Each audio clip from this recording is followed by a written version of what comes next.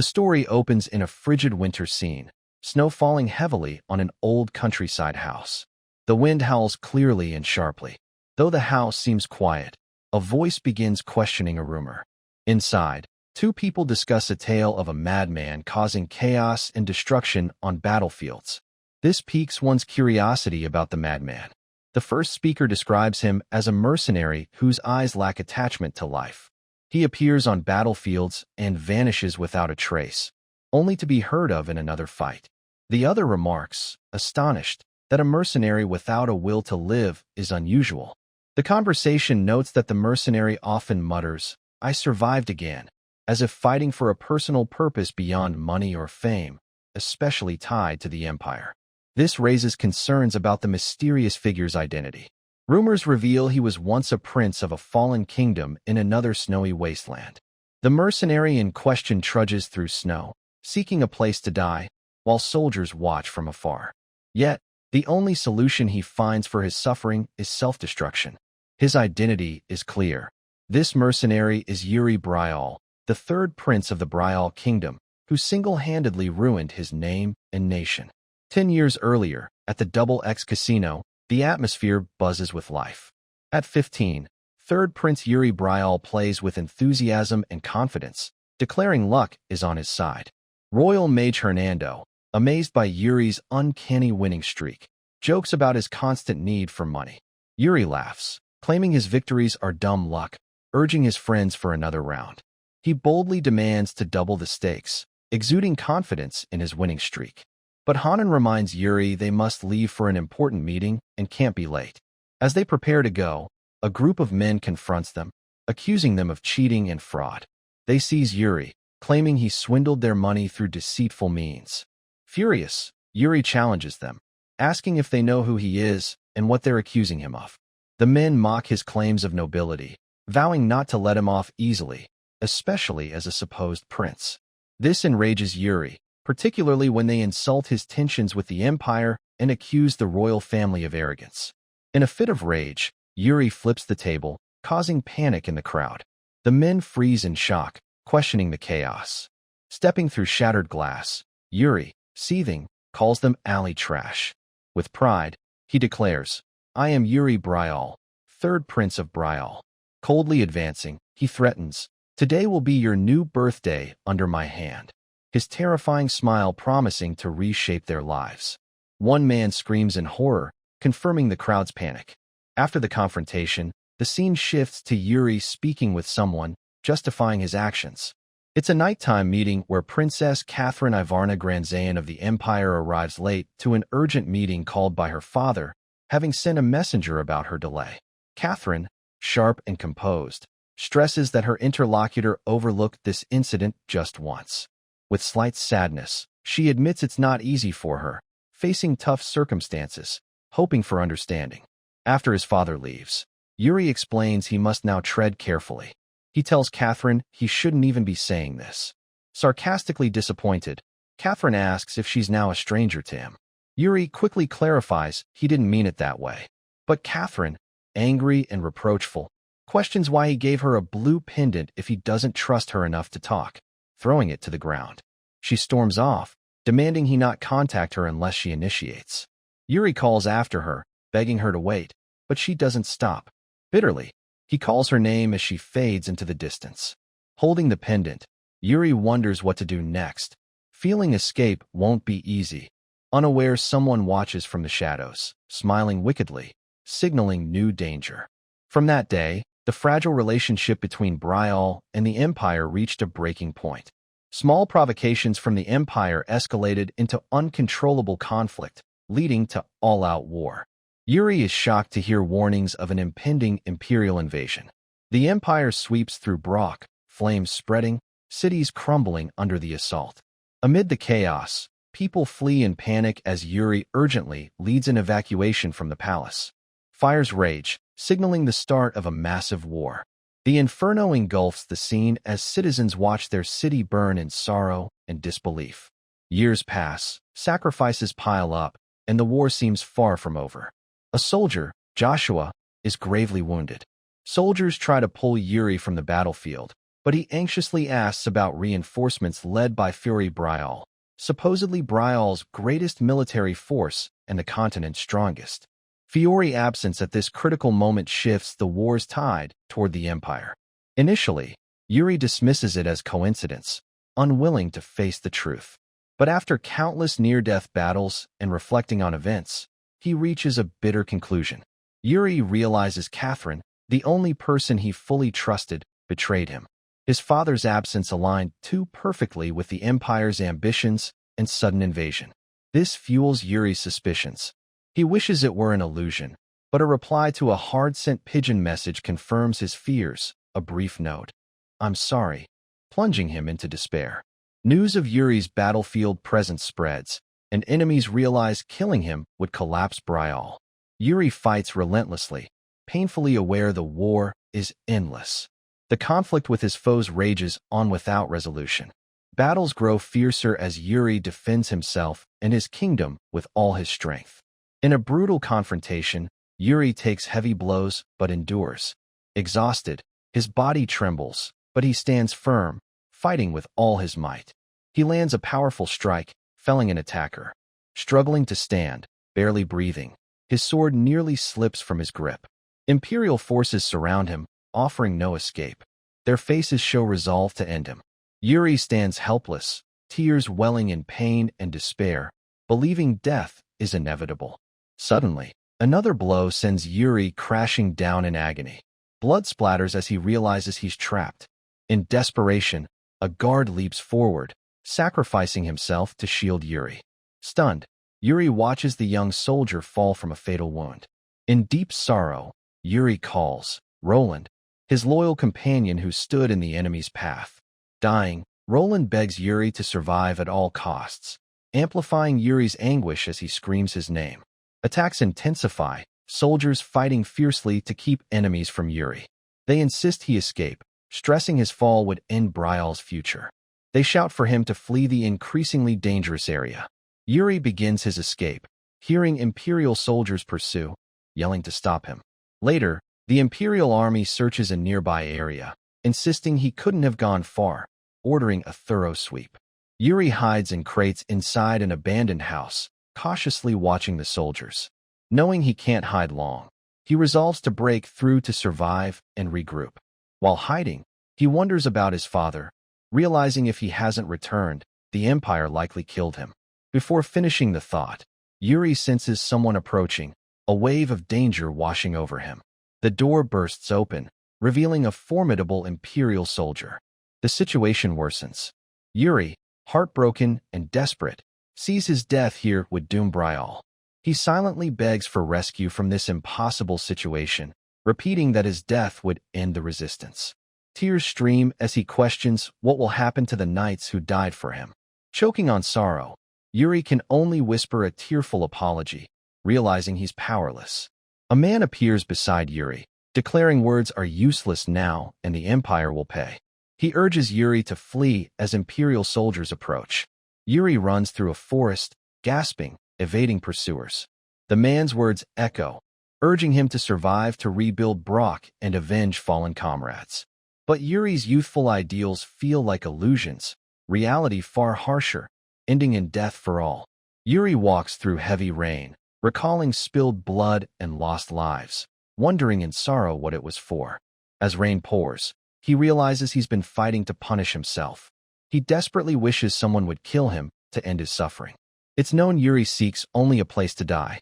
In the present, someone accuses Yuri, noting he throws himself into the deadliest battles, claiming it's for peace, but the only result is self-destruction. His selfishness persists to the end. The voice demands he die, calling him Third Prince of Bryall, Yuri Bryall. Shocked, Yuri realizes everyone who knew his past is dead. He thinks all this happened due to his mistakes. The pursuer insists everything is Yuri's fault. The warrior's face becomes clear, angrily declaring Yuri solely responsible for the tragedies. In a moment of realization, Yuri mutters, "Roland," suspecting the accusing voice belongs to his long-dead comrade.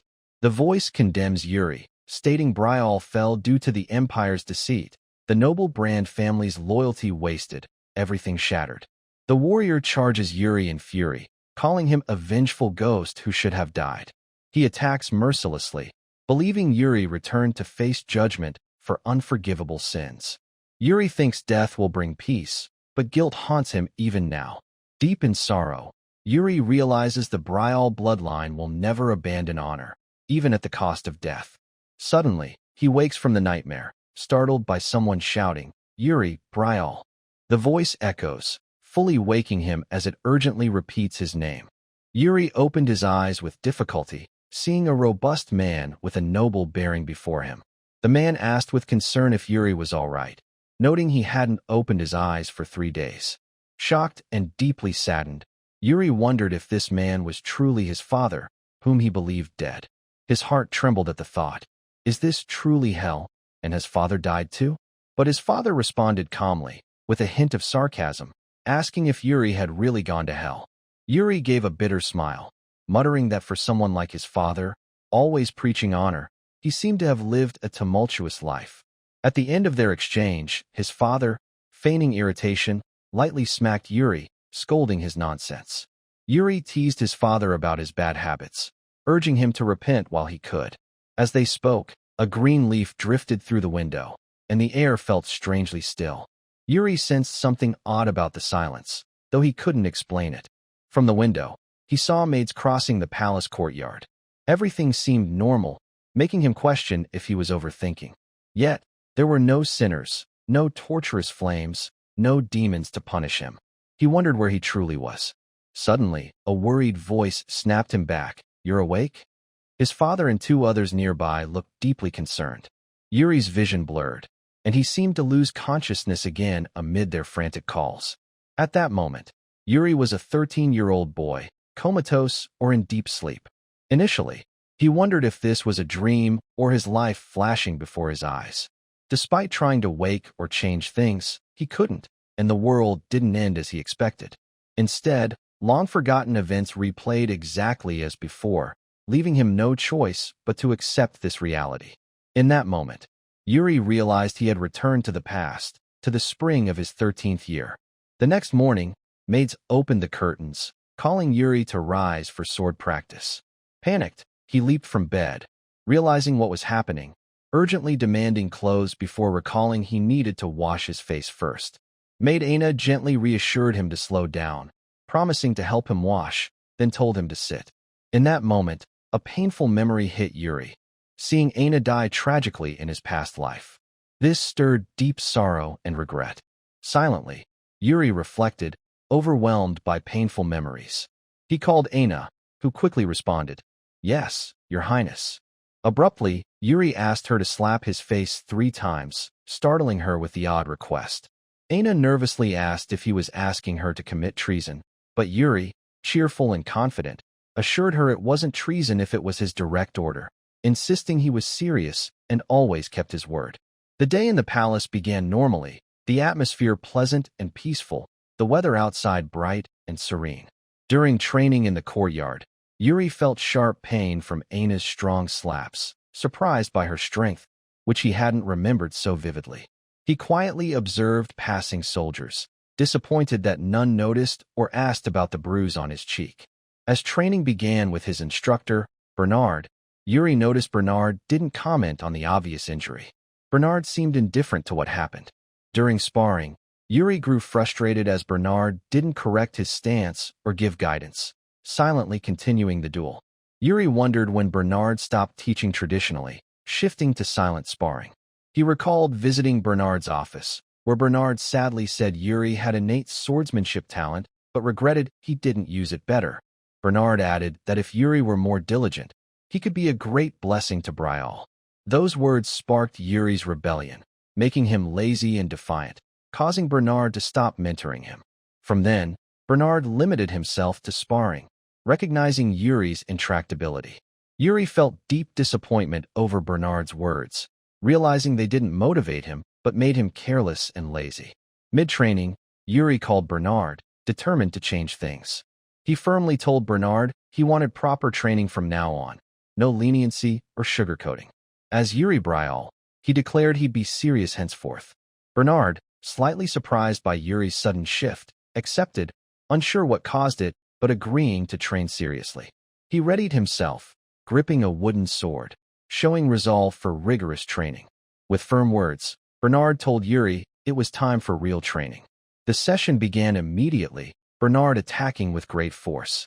Yuri pleaded for him to slow down, but it was futile. Bernard was resolute. Charging with full strength, he forced Yuri to defend seriously. Yuri braced himself, maintaining proper stance against Bernard's onslaught. Bernard attacked with power and precision, showcasing high skill, astonishing Yuri. Overwhelmed by the intensity, Yuri realized this was true training under Bernard. By the session's end, Yuri collapsed from exhaustion but felt satisfied, understanding real training with Bernard and believing his skills would improve quickly. Raising his hand to the sky, though tired, he hoped for rapid progress, confident his hard work would bear fruit. Bernard watched silently, amazed, wondering when the young prince matured so much. Suddenly, enro rushed in, urgently calling Yuri, saying the king sought him. Surprised, Yuri wondered why the king summoned him abruptly, as did Bernard. enro explained that Count Johann and his son had arrived, shocking Yuri. He recalled Count Johann's son, Bryall, who betrayed the kingdom in Yuri's past life, leading to its fall. Vividly remembering Gott's treacherous face, Yuri was filled with suppressed rage and contempt. In that moment, he called enro with a commanding tone. She responded nervously, yes. Tense and angry, Yuri demanded to know Gott's current whereabouts. At a formal banquet, the royal family gathered with Count Johann and his son, Gott, where Yuri sat across from the guests with a stern demeanor. Attendees noticed a striking change in Yuri, whispering about the reason behind his sudden transformation, especially Count Johann, who openly praised Yuri's improved physique. The king jokingly suggested Yuri must have used something special to achieve such progress, prompting Johann to playfully request the same for his son. The king teased further, calling Johann's son clever, to which the count smiled, saying he still lacked a bit. Gott, visibly admiring, turned to the second prince, but froze under Yuri's piercing glare, startled by the intensity in the third prince's eyes. The second prince leaned toward Yuri, curiously asking if something had happened between him and Gott. Yuri replied gravely, with confidence, that Gott had once stabbed him in the back. Surprised by Yuri's bluntness, the second prince laughed, teasing that Yuri was too forgiving to truly hold a grudge. Yuri remained silent, but inwardly his anger surged watching Gott's arrogant, prideful demeanor reminiscent of his past life. Disgusted by Gott's false confidence, Yuri recalled his betrayals. Gott sensed Yuri's scrutinizing stare, growing visibly tense and angry, though unaware of its cause. Yuri resolved inwardly not to let Gott's arrogance continue. Determined to teach him a lesson, he vowed that in this new life, neither Gott nor any knight would act unworthily of Bryall. He wondered if Gott's past betrayal stemmed from jealousy and resentment starting now. Turning to Gott, Yuri mockingly asked if he was truly as skilled with a sword as rumored. Hesitant, Gott cautiously admitted to some swordsmanship knowledge, questioning the sudden inquiry. Yuri bluntly stated the kingdom didn't need narrow-minded knights. Gott nervously clarified he wasn't yet a knight. Yuri firmly reminded him he was meant to become one serving Bryall. Gott carefully agreed. Without warning, Yuri challenged Gott, charging with a shout, "Fight!" Gott, startled, yelled in anger and confusion, accusing Yuri of cowardice for the sudden attack. Yuri pressed his relentless assault, showcasing skills Gott hadn't anticipated, landing a painful blow. Gott screamed, begging Yuri to stop, pleading for knightly honor and proper combat rules. Ignoring him, Yuri deliberately dropped his sword, bewildering Gott. Without hesitation, Yuri lunged, striking Gott with a powerful physical blow. Unarmed, Yuri delivered a kick that sent Gott flying, crashing painfully to the ground. Gott cried out in agony. Standing over Gott, Yuri glared sternly, recalling how Gott betrayed the kingdom and his father in his past life, selling his father's reputation to the empire for information. He told Gott his father was a great count and respected knight, asking why he thought he held such a title and status. Confused, Gott struggled to grasp the question's meaning. Yuri sarcastically asked if it was that hard to answer, thinking Gott might not repeat his past life. But this time, Yuri would force him to face reality. He repeated, asking why God's father held such power. God admitted he didn't fully understand. Yuri decided then that no knight in Bryall, including himself, would misunderstand their role and responsibility. He reiterated, seriously asking why God's father held such authority, but God couldn't answer. Yuri's tone softened slightly, urging God to see the truth clearly. Extending a hand for a handshake, he told God to think carefully about his words. After the brief exchange, God left, while Yuri watched, pondering potential changes ahead. The second prince approached, curiously asking if Yuri was truly skilled in combat or just showing off. Yuri challenged him, asking if he really thought he'd lose. The second prince, smirking, admitted he did. Surprised, Yuri asked, slightly annoyed, if that's how his brother saw him. Laughing, the second prince called Yuri the kingdom's biggest troublemaker and gambler. Irritated, Yuri declared he'd no longer be that person and told his brother to stop causing trouble too. The second prince, genuinely shocked, stared at Yuri's calm smile, wondering if he'd gone mad or was truly changing for the better. After grueling training, Yuri collapsed, exhausted, proclaiming the session over. Bernard approached, formally ending the day's training, praising Yuri's impressive efforts. Calling his name, Bernard asked if Yuri was ready to learn the mana style. Curious, Yuri eagerly asked if Bernard would teach his personal style, but Bernard declined, saying it wasn't strong enough for a prince like Yuri. He suggested the Bryall style, a powerful and effective swordsmanship technique. Yuri recalled mastering it in his past life as a mercenary, reaching high proficiency, but felt he needed something more in this life. He began considering other options, driven to surpass his former self and avoid past mistakes. Noticing Yuri's deep thoughts, Bernard asked if he was considering a different style. Yuri requested Bernard introduce a royal guard with unique talent to teach him a new, distinct style. Pausing, Bernard recalled a perfect candidate, confidently naming Gerald, a guard with a rare, exceptional gift. Yuri, intrigued, repeated Gerald's name, unable to clearly recall him from his past life. Suddenly, Yuri remembered meeting Gerald in battle in his previous life, noting his skills were weak and average then.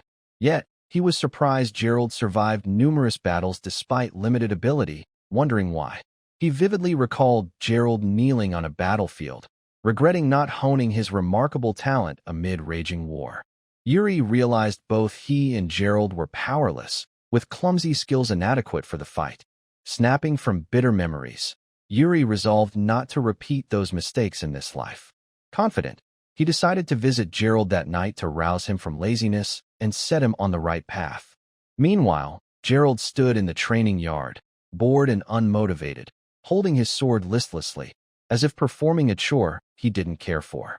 Observing from afar, Yuri smiled confidently, determined to ignite passion in this idle man and pull him from his apathy. The sky at dusk was clear, and the palace air was calm as Yuri strode confidently toward the training grounds. Sir Rosso glanced at the door, surprised by the movement, as if expecting a visitor at this late hour. Yuri entered with a smile, waving warmly at Rosso, who froze, wondering why the prince was there so late. Yuri calmly and confidently said he came to check on the training grounds. Rosso smiled, noting they were doing their best, though not as skilled as Yuri. Observing the soldiers training with unusual enthusiasm, Yuri admitted everyone seemed strangely motivated lately. Yuri abruptly asked about Gerald's whereabouts. Rosso, smiling, pointed to the far end of the grounds where the recruit trained. Seeing Gerald's lackluster effort, Yuri confirmed Bernard's assessment of his laziness and carelessness. He recognized the importance of true training. It should push one beyond their limits. But Gerald only did the bare minimum, lacking ambition. Disappointed, Yuri thought Gerald's skills had become clumsy and regressed from neglect. Yuri asked Rosso for a wooden sword, deciding to spar himself. Rosso inquired who he intended to duel. With a mocking smile, Yuri pointed at the idle Gerald, declaring he'd spar with the lazy recruit. They faced each other in the training yard, onlookers anticipating the unexpected match. Some soldiers cheered for the recruit, urging him to give his all. Yuri stood confidently before Gerald, loudly stating he'd heard of Gerald's great talent and demanded he show what kind of knight he truly was. With a mischievous, Challenging smile. Yuri told Gerald not to disappoint him. Gerald hesitated but accepted the prince's challenge, replying nervously that he'd try. Yuri charged with high speed, attacking with full force and warning Gerald not to falter. Shocked by Yuri's swift assault, Gerald's face showed astonishment at the prince's strength. They exchanged powerful blows at an impressive pace, each strike clashing with force and intensity. Spectators noted Gerald's precise movements, prompting louder cheers for Yuri. Gerald began to sense something odd and unsettling about the duel. As they traded heavy blows, Gerald noticed something strange about Yuri's rhythm. He realized the intervals between Yuri's strikes were too consistent, making him uneasy. Yuri, aware he controlled the fight's tempo, planned his next move, feeling quiet satisfaction in dictating the pace and forcing Gerald to follow. Sensing the duel was becoming a performance rather than a serious fight, Yuri decided to shift the rhythm. With a challenging smile, he declared it was time to fight seriously. Gerald struggled to block Yuri's next strike, overwhelmed by the prince's sudden speed and power. They exchanged rapid, forceful blows, Yuri's reactions and precision animal-like. Gerald, defending himself, felt Yuri had surpassed him. Initially planning to take it easy, Gerald now realized he had to try harder, anger rising within. He landed a strong blow, causing Yuri pain, who realized this wouldn't be as easy as expected.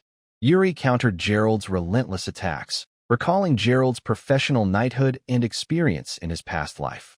Even with his memories and skills, defeating Gerald wouldn't be simple. Yuri launched a desperate final strike, pouring all his strength into a successful hit. Gerald, surprised by the boldness, staggered back slightly, sparking Yuri's intense excitement at the unexpected result.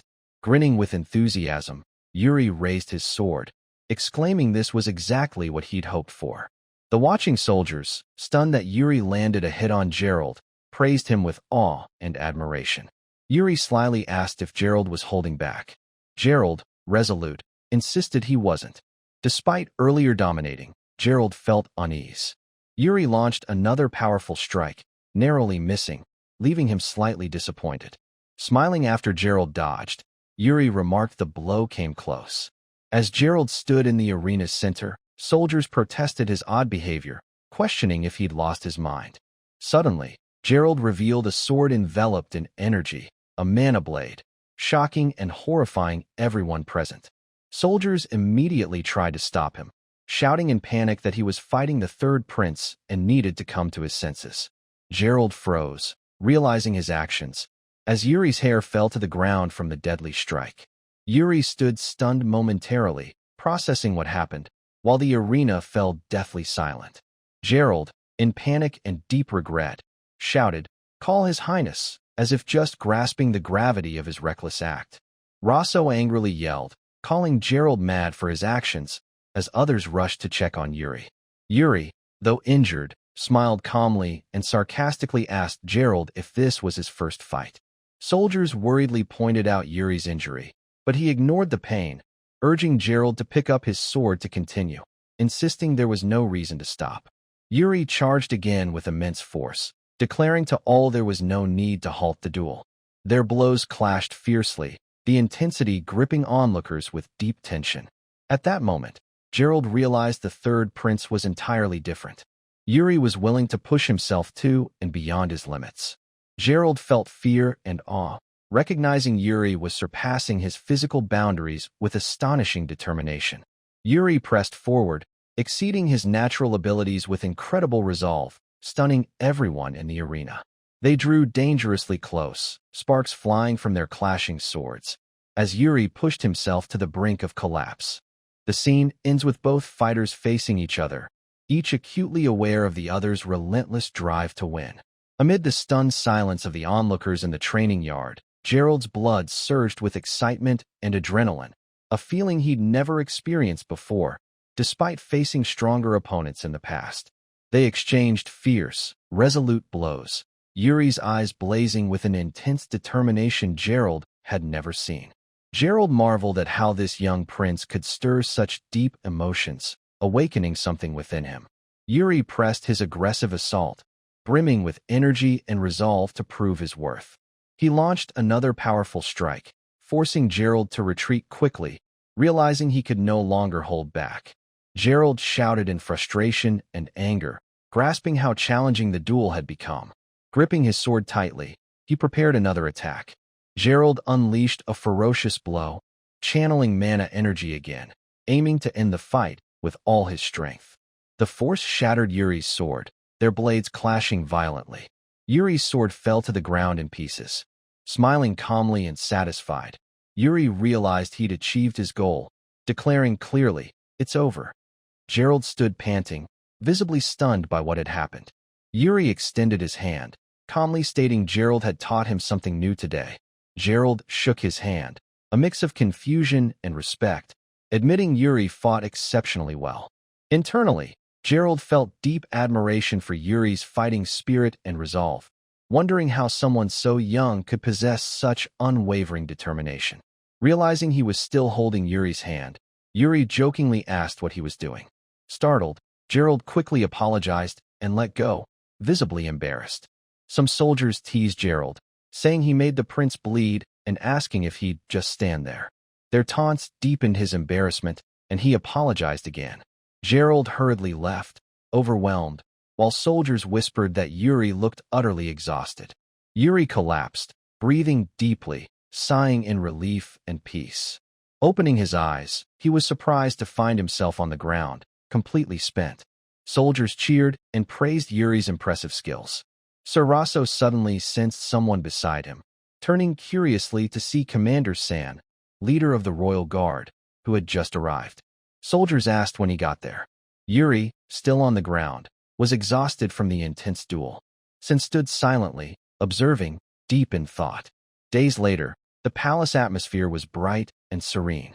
Outside, Gerald walked alone in the palace gardens, lost in thought. Suddenly, someone asked if his shift was over. Third Prince Yuri leaned confidently against a pillar, watching Gerald. Surprised, Gerald called out, startled to see him there. Yuri gave a cryptic smile, emitting a soft sound of his usual confidence, as if planning something.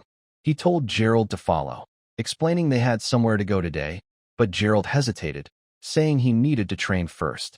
Yuri stopped, playfully asking if Gerald's mindset had improved since their last duel.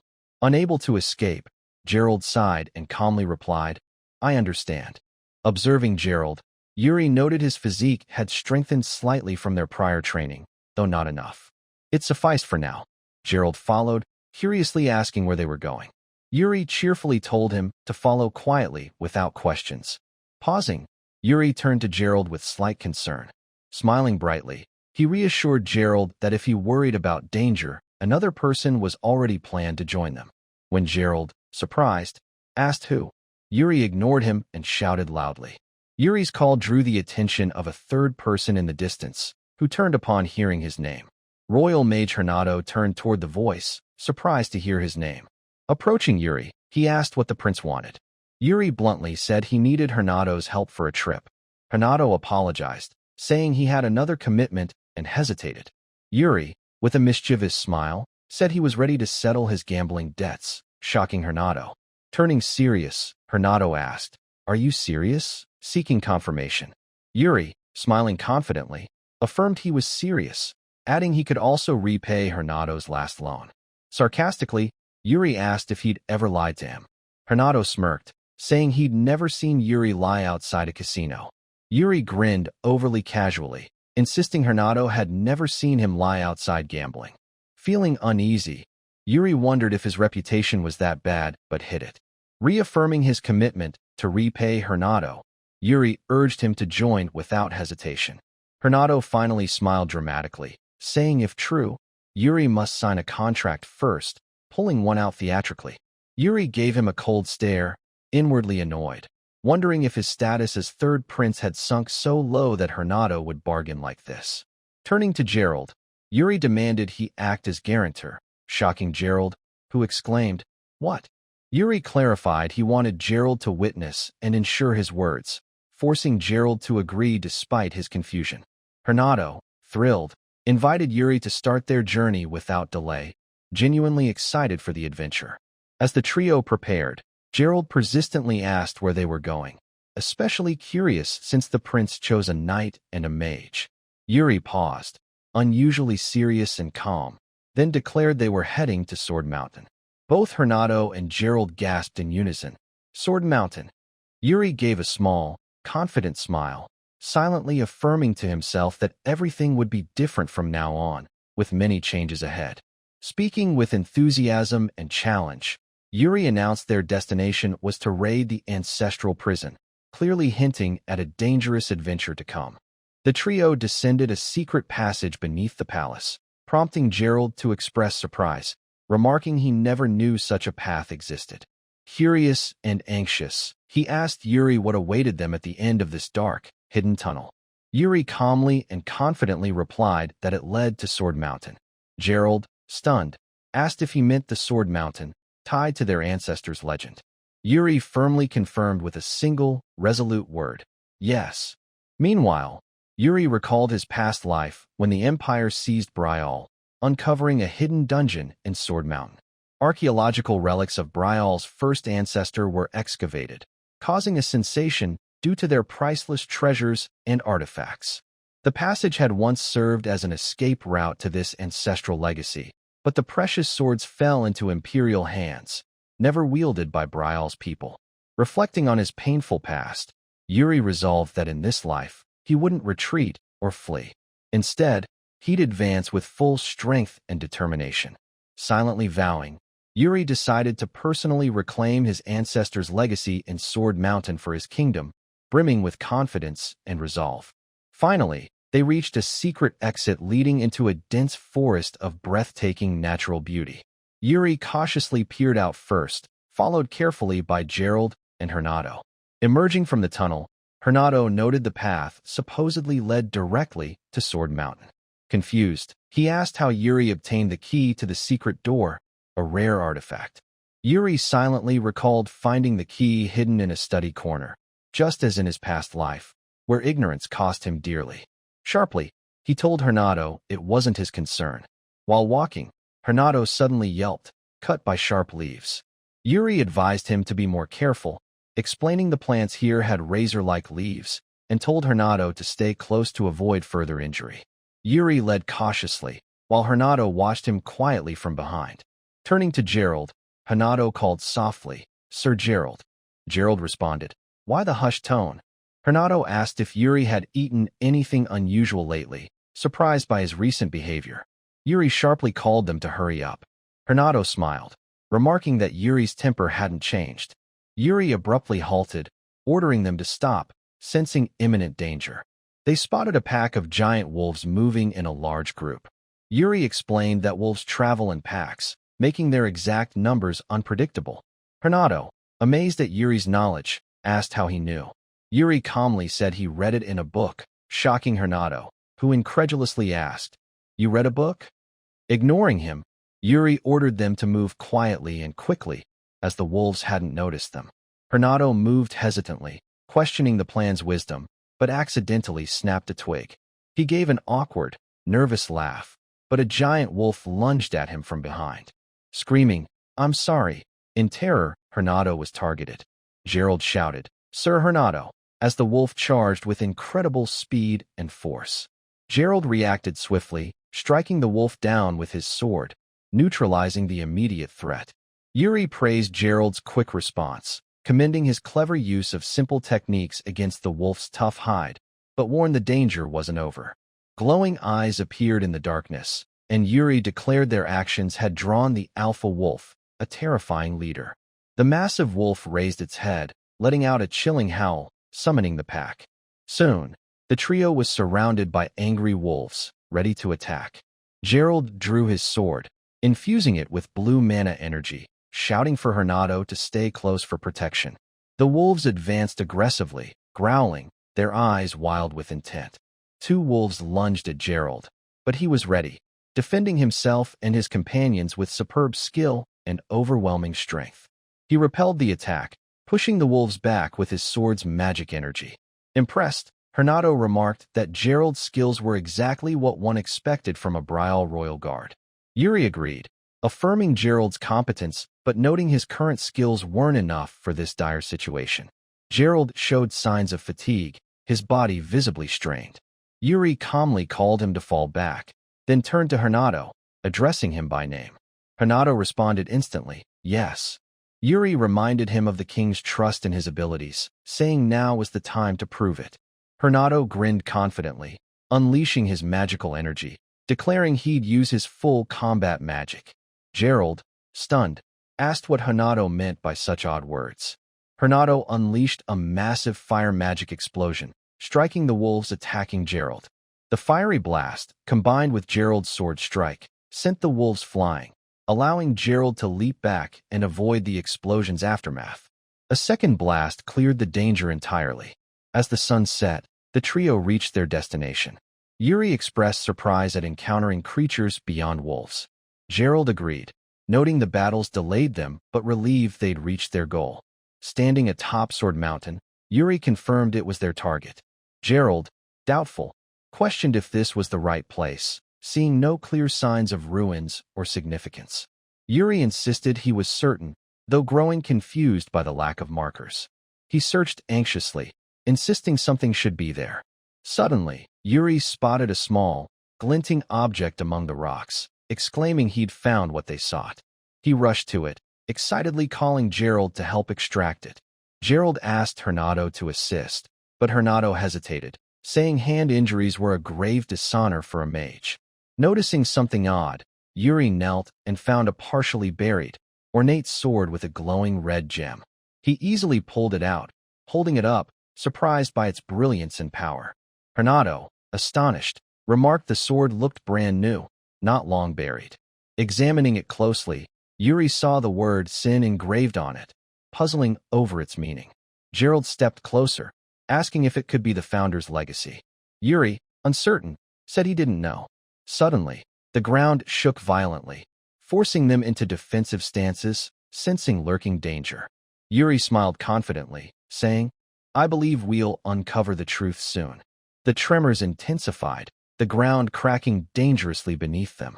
The trio screamed as they plummeted into a vast chasm opening below, caused by the collapse. Yuri quickly regained consciousness, finding himself on the ground.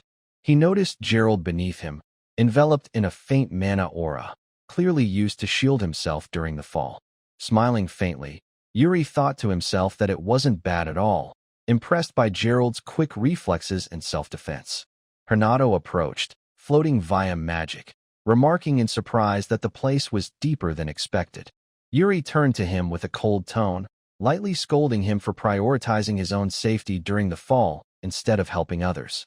Hernado laughed nervously, explaining the situation was too urgent. Suddenly, Hernado's expression turned grave as he stared into the darkness. He shouted, warning Yuri and pointing at something emerging. Yuri brushed it off, saying a subject change wouldn't work, but Hernado urgently clarified he wasn't joking, fearfully announcing a wraith's appearance. Yuri looked ahead in shock, seeing a mysterious figure in black armor, surrounded by a terrifying aura, emerge from the shadows. He quickly and fearfully recognized it as a Death Knight, a powerful entity tied to death. Yuri urgently roused Gerald, saying the situation was dire and he needed to get up immediately. Gerald responded with extreme lethargy. Impatient, Yuri kicked him hard, yelling for him to wake up, startling Gerald into shouting. Gerald snapped alert, fearfully asking where they were, still dazed. He soon noticed the Death Knight before him and screamed in terror at the horrifying sight.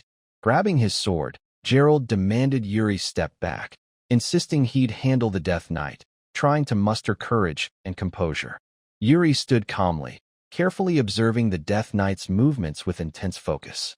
He knew inwardly that a Death Knight, true to its name, was a warrior returned from death, far stronger than any ordinary knight. Still, Yuri calmly told Gerald not to worry, as he didn't believe the Death Knight posed a real threat. Confused, Gerald asked how he could know. Yuri replied with great confidence that he simply felt it. Boldly approaching the Death Knight, Yuri explained to Gerald that it was merely a guardian of the Founder's dungeon, with no reason to be hostile towards someone of the Founder's bloodline. He calmly asked the Death Knight if he was correct, but it remained silent. Suddenly, Hernado and Gerald shouted in alarm, calling Yuri's name loudly, warning of an imminent danger he hadn't noticed. They yelled, "Watch out! as a massive sword crashed into the ground before Yuri with tremendous force, shaking the earth violently. Hernado, horrified, momentarily imagined Yuri's head split by the impact, covering his mouth in terror. Yuri glared at him, firmly telling him to watch his words. Hernado quickly apologized, explaining he was only expressing concern. The Death Knight then told Yuri his confidence reminded him of someone he once knew. Yuri asked seriously who. The Death Knight simply replied, Eric Bryall. Gerald and Hernado were stunned hearing Eric Bryall's name. Gerald explained that every Bryall native knew it. He was the swordsman who conquered the continent with a single blade.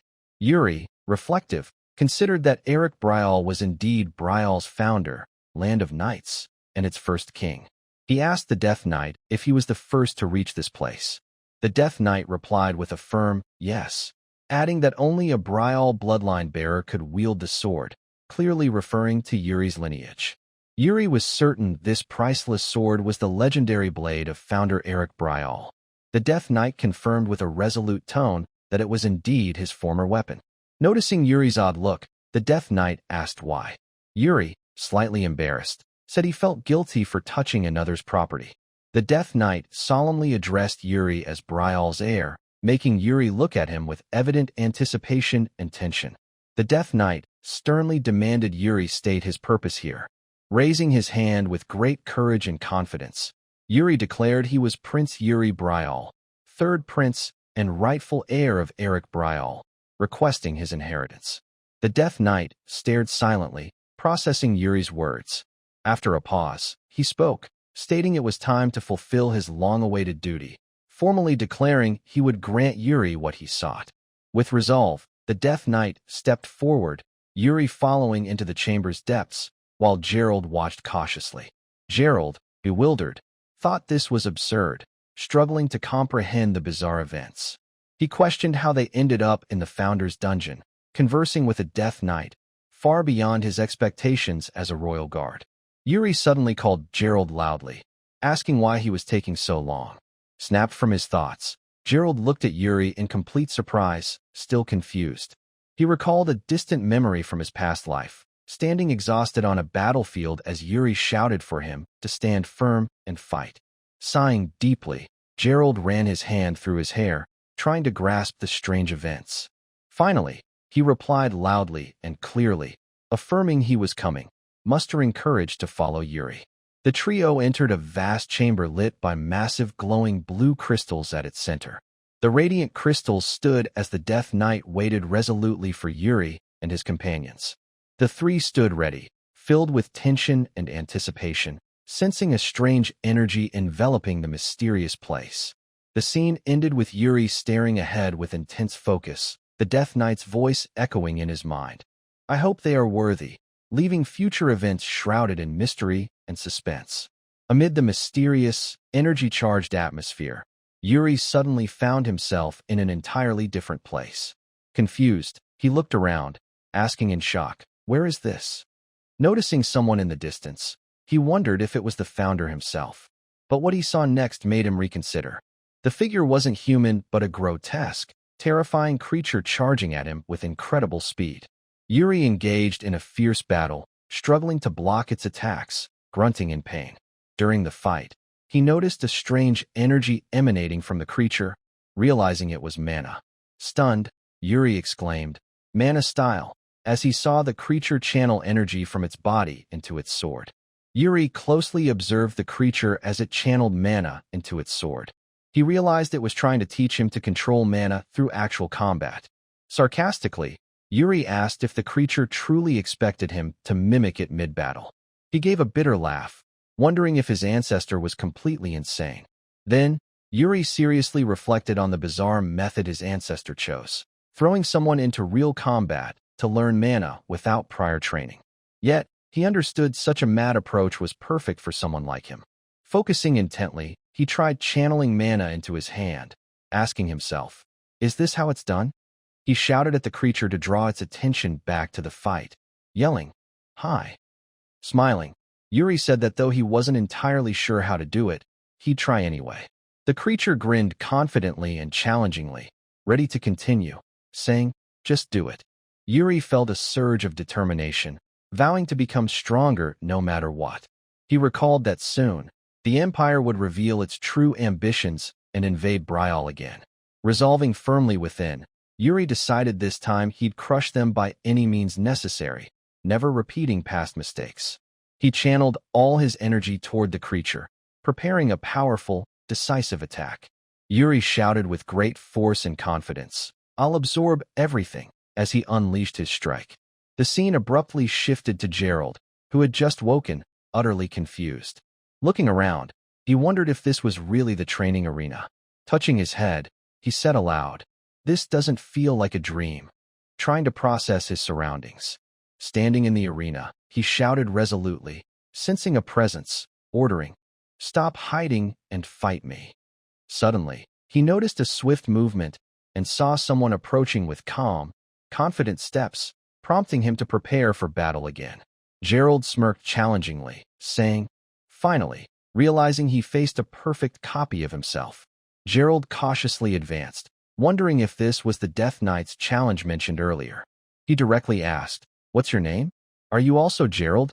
staring steadfastly. His opponent smirked with confidence and defiance, replying in a condescending tone that Gerald shouldn't challenge his fate.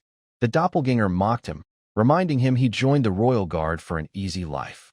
With a clear threat, it warned Gerald to stay away from the third prince, saying resisting fate would make his life more miserable. Gerald felt dejected momentarily, panting as he thought his old self might have agreed. But then, Yuri's image flashed in his mind. Smirking mockingly, he said, "Isn't that boring?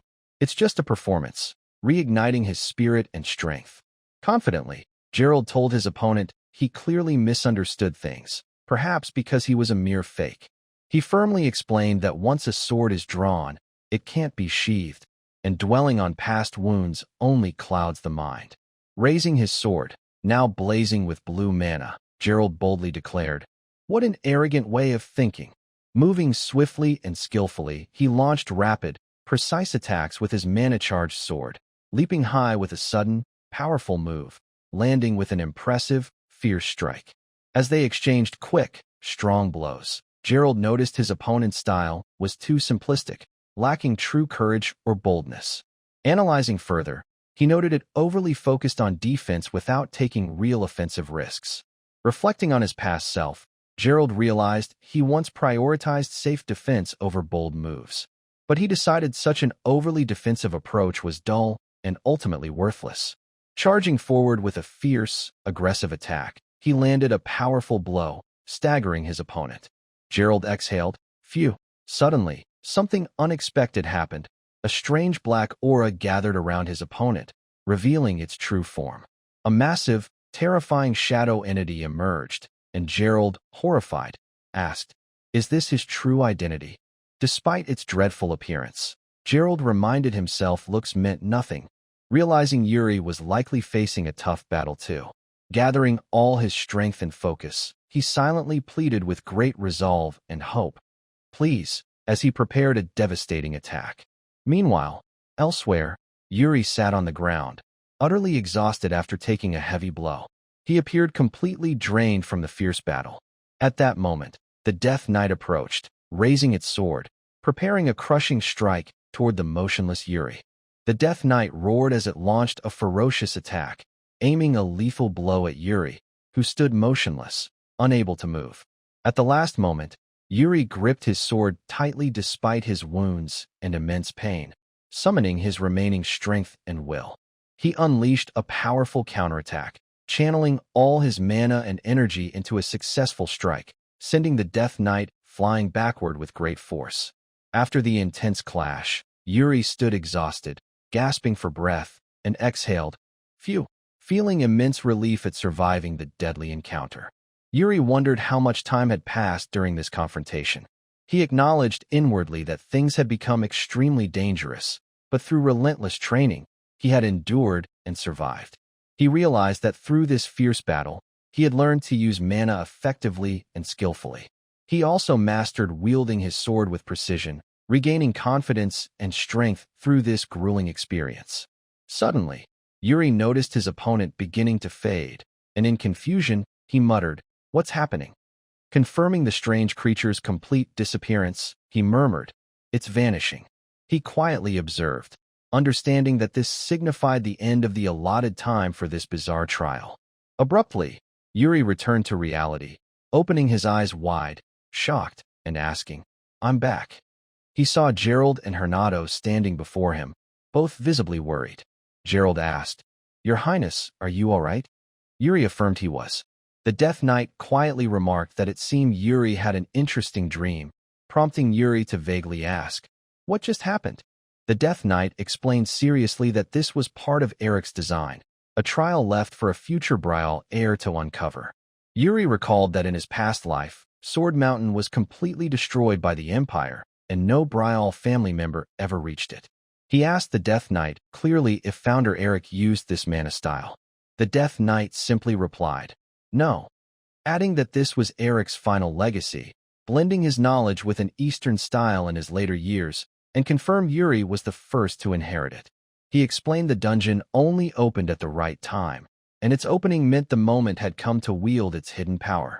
Yuri asked eagerly, "When is that time?" But the Death Knight calmly said it wasn't his concern, and Yuri would discover it himself. After deep thought, Yuri asked the style's name. The Death Knight answered. Eric called it Soul Severance. He then instructed Yuri to kneel, explaining he would pass down his ancestors' legacy. Yuri knelt silently and reverently, ready to receive this great inheritance.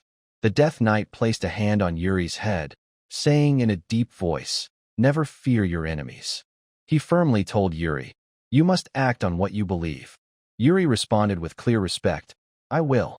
The Death Knight urged him to fulfill the Bryall family's duty to the end, and Yuri again replied with deep reverence, "I will." Finally, the Death Knight spoke powerfully, holding Yuri's head. "Remember this." He assured Yuri that the Bryall family never abandons its honor, even at the cost of death, declaring it the Bryall oath. The next morning, Maid Aina cheerfully greeted the prince. Yuri smiled brightly as she announced morning's arrival. Exhausted from the previous night's events, Yuri sighed wearily while still in bed. Aina gently asked if he was tired from staying up late, suggesting he rest more, but Yuri slowly sat up, stretching tiredly, saying he visited the palace archives the previous night, hinting at a busy evening. Aina, surprised, asked why he went to the archives. Yuri calmly said he sought a specific record. The previous night, while reading intently in the archives, Yuri discovered crucial historical information. Founder Eric Bryall had a brother who abandoned his honor and vanished from history without a name. Yuri concluded this mysterious man was the Death Knight, and likely the sword's original owner. Aina interrupted his thoughts, urging him to dress quickly as the king had urgently summoned him. Confused, Yuri asked why. She didn't know, but explained the king requested his presence right after meeting Hernado. Yuri felt slight disappointment and anxiety, realizing Hernado must have informed the king. Later, as Yuri walked with Gerald, the latter stopped him, saying he'd report today's events to the king. Yuri asked if that was necessary. Gerald, smiling calmly, said he believed it was. Yuri recalled this moment the next morning with mild frustration, thinking, so he told the king everything. Standing before his father in the throne room, Yuri respectfully asked if the king would train him. The king firmly confirmed Hernado had told him everything, adding that Yuri not only left the palace without permission, but also visited the founder's dungeon at Sword Mountain. Yuri, slightly tense, calmly replied it wasn't planned, it just happened. The king then asked with great interest if Yuri found the sword in the dungeon. Yuri clearly answered, "I did." The king approached closer, noting that many, Aina, Bernard, San, and Hernado, had said Yuri had changed greatly recently. Gently placing a hand on Yuri's head, he asked with genuine concern, "What caused such a remarkable change?" Yuri, tense, gripped his sword tightly without a direct answer, which didn't escape his father's notice. The king firmly asked, "Won't you answer me?" staring seriously. Yuri stepped back slightly, saying it wasn't that, prompting the king to ask why he recoiled awkwardly. Smiling, the king said he understood. Yuri was clutching the sword too tightly. The king reiterated his question resolutely. "I want to know the reason." Hesitantly, Yuri told his father he had a strange dream. The king, puzzled, repeated, "A dream?" Yuri continued seriously. Yes, and in that dream, I committed a great sin. The king, horrified, echoed, a great sin. Looking into Yuri's eyes, he asked calmly but firmly, what was the sin you committed in that dream? Yuri answered with a serious, steady voice. The sin was failing to protect the kingdom of Bryall to the end. His words left the king deeply shocked and concerned. Yuri began speaking to his father in a calm, slightly tense tone, explaining that in his dream, Bryall was engulfed in a great war where many perished. He tried to change the outcome, but failed. He continued, saying that after the kingdom's fall, he was forced to flee without honor or dignity, ultimately dying tragically. Sadly, Yuri explained that upon waking from the dream, the blue pendant his mother gave him had vanished. He vividly recalled its image, feeling deep sorrow and unease about its loss. He expressed to his father his belief that the dream might be a warning from his mother about the future. The king asked firmly, with clear concern, what caused the kingdom's fall in your dream? Yuri hesitated, thinking it was too soon to mention the empire, especially since he was working to change the future, meaning the empire might not invade this time. Finally, he answered uncertainly, saying he wasn't entirely sure, explaining it was an unfamiliar army. The king stared silently and seriously, seemingly lost in deep thought. After a moment, the king told Yuri he didn't know if what he saw was merely a nightmare or a true warning from his mother, Lily, but he was glad Yuri was doing better now. Yuri wondered doubtfully, am I really doing better? Feeling the weight of his past mistakes, he recalled the bloody, tragic history, silently vowing to do everything to atone for those sins and failures. The king interrupted, saying there was something else they needed to do, sparking Yuri's curiosity about what it could be. The king then firmly ordered him to bring his sword. A description followed about King Fury Bryall, noting he had achieved great feats and possessed immense strength, making him a truly exceptional figure. It was said that from birth, he was believed to have the strength to surpass other children, pioneered many paths, and was widely renowned for his extraordinary combat skills. The narrative highlighted that at this time, Fury Bryall was the strongest among the continent's top 10 warriors, in other words, the greatest swordsman on the continent. Yuri observed the location, loudly noting it was his first visit to his father's personal training room. The king remarked that he always believed none of his sons had any special talent in swordsmanship. Yuri responded calmly and confidently, saying he believed he was highly gifted. The king gave a slightly mocking smile, repeating gifted. Drawing his large sword, he prepared for battle, challenging Yuri, how do you define a swordsman's talent? Pointing his sword firmly. He questioned whether talent was strength, speed, reflexes, or perhaps intelligence. He continued calmly, if someone has all those traits, does that make them a great swordsman? Sternly, he answered, no, shattering Yuri's mental image. Yuri was stunned, his eyes wide with shock and confusion.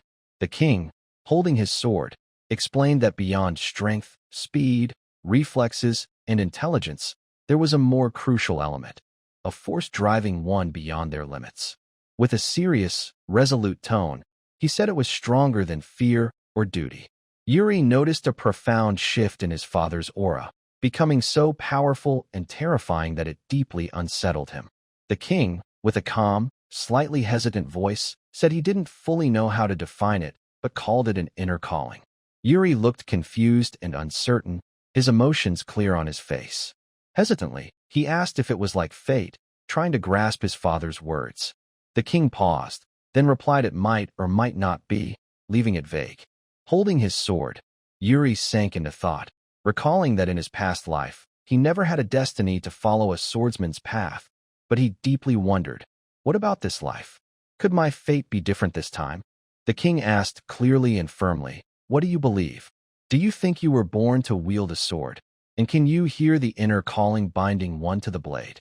Pressing further with intense voice, when you face death one day, do you believe you'll still hold your sword then? Yuri felt a wave of fear and tension, replying in a trembling voice, I don't feel anything.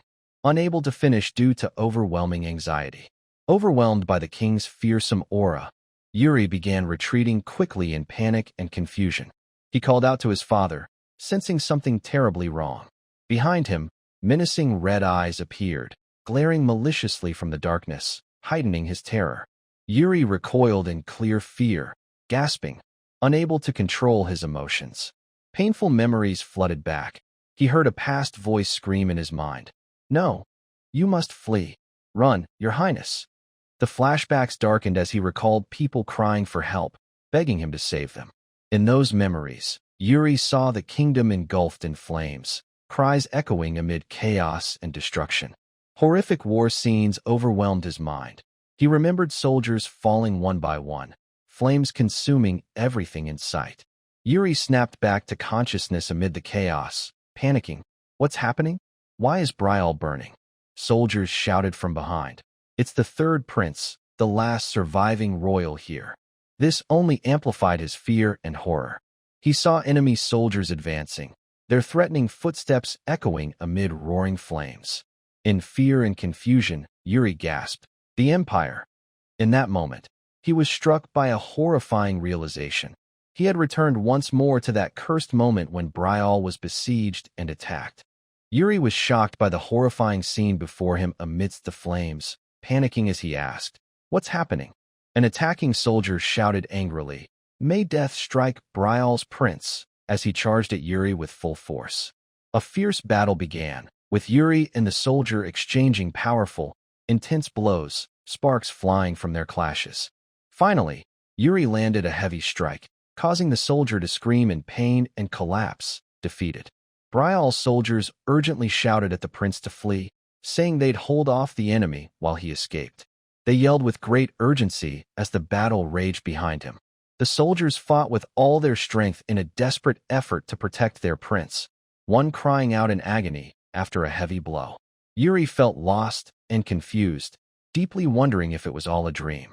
Dark, gloomy thoughts flooded his mind, haunted by the question, was Bryall's fate truly to fall helplessly in the end, especially as he admitted to himself there was no way to stop it?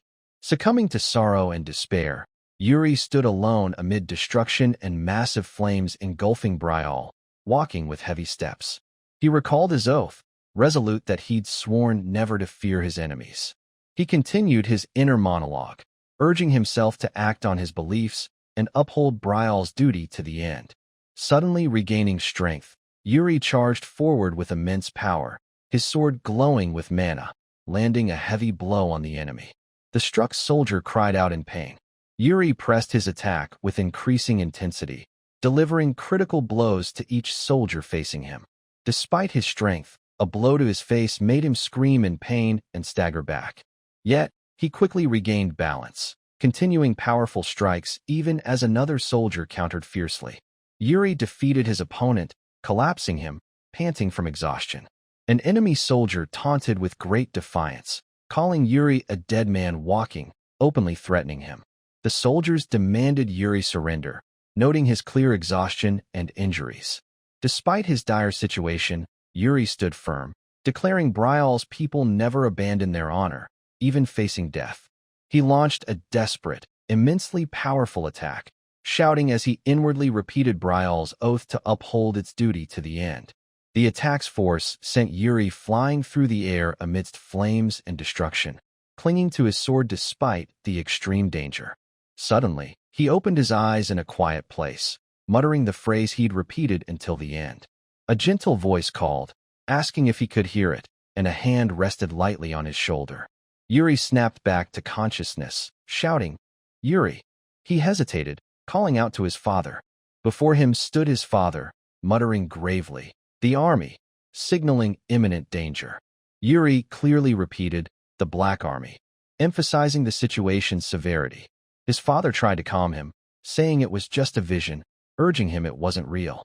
Regaining consciousness, Yuri felt confused, realizing it was a vision. Clutching his sword, he muttered, questioning its reality. The king stood silently before Yuri, deep in thought, then calmly said he'd clearly been mistaken. He firmly told Yuri, "You are the one to wield that sword." Yuri quickly and confidently replied he'd decided, showing resolve. The king looked at Yuri silently, pensively, without further words, reflecting on his son's decision. Yuri anxiously wondered why his father's expression changed, thinking it looked like he was about to die. Trying to lighten the mood, Yuri joked with a smile, telling his father not to worry too much. He added cheerfully and confidently that he was a genius anyway, easing the tension. The king gave a faint smile, then abruptly raised his hand toward Yuri, surprising him. The next day, Bernard stood outside, watching the training courtyard, pondering something as footsteps approached. Turning, he asked, "Your Highness," seeing Yuri. Noticing Yuri's wound, Bernard jokingly asked, "Who caused the wound this time?" Yuri simply said it was his father. Bernard smiled, noting the king must have been stricter than usual, but wouldn't go easy in today's training. Yuri sighed, saying he knew. Inwardly, Yuri thought Bernard stayed in Bryall because of his father. He directly asked Bernard if his stay was conditional on a duel with his father. Bernard honestly confirmed it was. Yuri then asked if Bernard would stay if he asked, even without a duel. Bernard, stunned, looked at Yuri with clear astonishment, not answering immediately. Bernard then replied with a clear smile, saying, "No." This inwardly annoyed Yuri, but Bernard calmly added it seemed Yuri really wanted him to stay. He said he might consider staying if Yuri showed him something convincing. Yuri asked what would convince him, and Bernard replied he wanted to see the dueling style of Yuri's predecessor, Bryall. Yuri, stunned by the request, responded incredulously, asking if Bernard truly wanted him to teach the Founder King's dueling style. Bernard calmly and confidently replied that the idea genuinely piqued his interest. Yuri immediately apologized, saying he couldn't, thinking inwardly that someone like Bernard, known as a sword demon, would naturally make such a request, but he couldn't fulfill it. Bernard explained it didn't matter if Yuri hadn't fully mastered the style, as he'd accounted for that. Yuri clarified it wasn't about mastery, but that it wouldn't benefit Bernard. He explained the dueling style was entirely tied to the mana Yuri used. Bernard, surprised, said he'd never heard of that, as mana was typically only used to enhance sword techniques. Yuri confirmed this was exactly why he couldn't teach it. It would be like showing Bernard half a technique, not the whole. Bernard stood silently, touching his chin, deeply pondering Yuri's words. Finally, he agreed, saying, "All right." Yuri lit up with joy, asking if he was serious about his decision. Bernard smiled, confirming he agreed, even if the style was only half complete, and he'd stay in Bryall as long as Yuri was willing to teach it. He confidently declared he was certain he'd benefit from it, even partially, making Yuri think Bernard was incredibly self-assured. Yuri enthusiastically accepted Bernard's decision to stay, but jokingly insisted he remain in Bryall forever. Bernard casually replied, "All right." He then requested Yuri demonstrate the style in practice, and they faced each other in a dueling stance. Yuri prepared mentally and clearly showcased his personal style, Soul Severance, charged with vibrant blue mana energy. He suddenly paused when Bernard mentioned he hadn't brought up something earlier, sparking Yuri's curiosity. Bernard bluntly explained he always planned to stay in Bryall, adding with a laugh that the king wanted him to remain for at least another decade, smiling gently in a calm moment. Yuri, surprised, asked why Bernard wasn't attacking, as he stood still and steady. Bernard smiled, saying he'd start the attack, then raised his sword with immense power, infused with his own mana energy. Yuri, startled by Bernard's fierce attack, shouted in frustration and tension, asking why he said that at that moment. They exchanged intensely powerful blows, sparks erupting from their clash. Later, Yuri lay in bed, deep in thought. He reflected on the changes unfolding in his future, realizing it was already shifting. He recalled the terrifying vision of a different future where Bryall wouldn't fall, far from the destruction he'd seen. Bernard's decision to stay was proof the future was changing, even without Yuri doing anything grand. Yuri admitted inwardly that he initially felt overwhelmed by the responsibility of altering the future, but now he was certain change was happening, slowly but surely. He resolved firmly that, though far from over, he'd ensure the empire was stopped at all costs. With great strength and determination, he repeated this resolve to himself. At that moment, Aina entered, pleading with Yuri not to cause trouble this time. Yuri sat up quickly, asking in surprise why she said that. Aina asked if he really didn't know what she meant, as he seemed to get into trouble almost daily. She explained it was because he had an important meeting the next day. Yuri, surprised and confused, asked, "What meeting?" Aina confirmed seriously it was a Senate meeting, and the king had told her Yuri must attend, wondering if he'd been informed. Yuri felt annoyed, and Aina added that the meeting was the next morning, with most Senate members attending. With clear worry, she noted there'd be some intimidating and stubborn individuals, begging Yuri not to fight anyone. Yuri laughed, gently taking her hand, reassuring her he no longer acted violently and she needn't worry. Aina asked nervously if he was sure. Yuri confidently replied he was.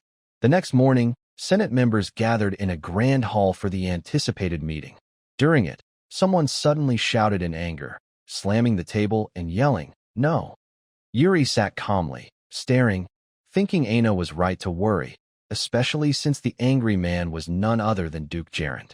Duke Gerald opened the meeting with a public objection, declaring Yuri's mana technique wasn't officially recognized and deemed inappropriate. Yuri silently questioned this, noting the meeting was meant to focus on kingdom governance, not challenge the king's decisions. He felt frustrated, realizing it had become a platform to confront the king's authority. He understood why his father avoided such meetings. Gerald continued, saying it'd be better if Yuri learned Bryall's traditional sword style instead of this unapproved one. An attendee interrupted, objecting that the founder himself left this style, questioning how it could be unrecognized. Gerald sharply questioned the claim's reliability, asking how they could be sure it came from the founder. This angered others, who asked if he doubted the prince's word. Gerald calmly explained he was merely concerned for Yuri's safety and wanted to verify the truth. Yuri finally intervened with a calm smile, saying he was touched by Gerald's concern, to the point of dedicating an entire council meeting to his mana technique. Yuri recalled a dark memory of Gerald from his past life, a traitor who easily surrendered to the Empire when Bryall fell, filling him with anger and resentment. Gerald then turned to Royal Guard Captain Sand, asking his opinion.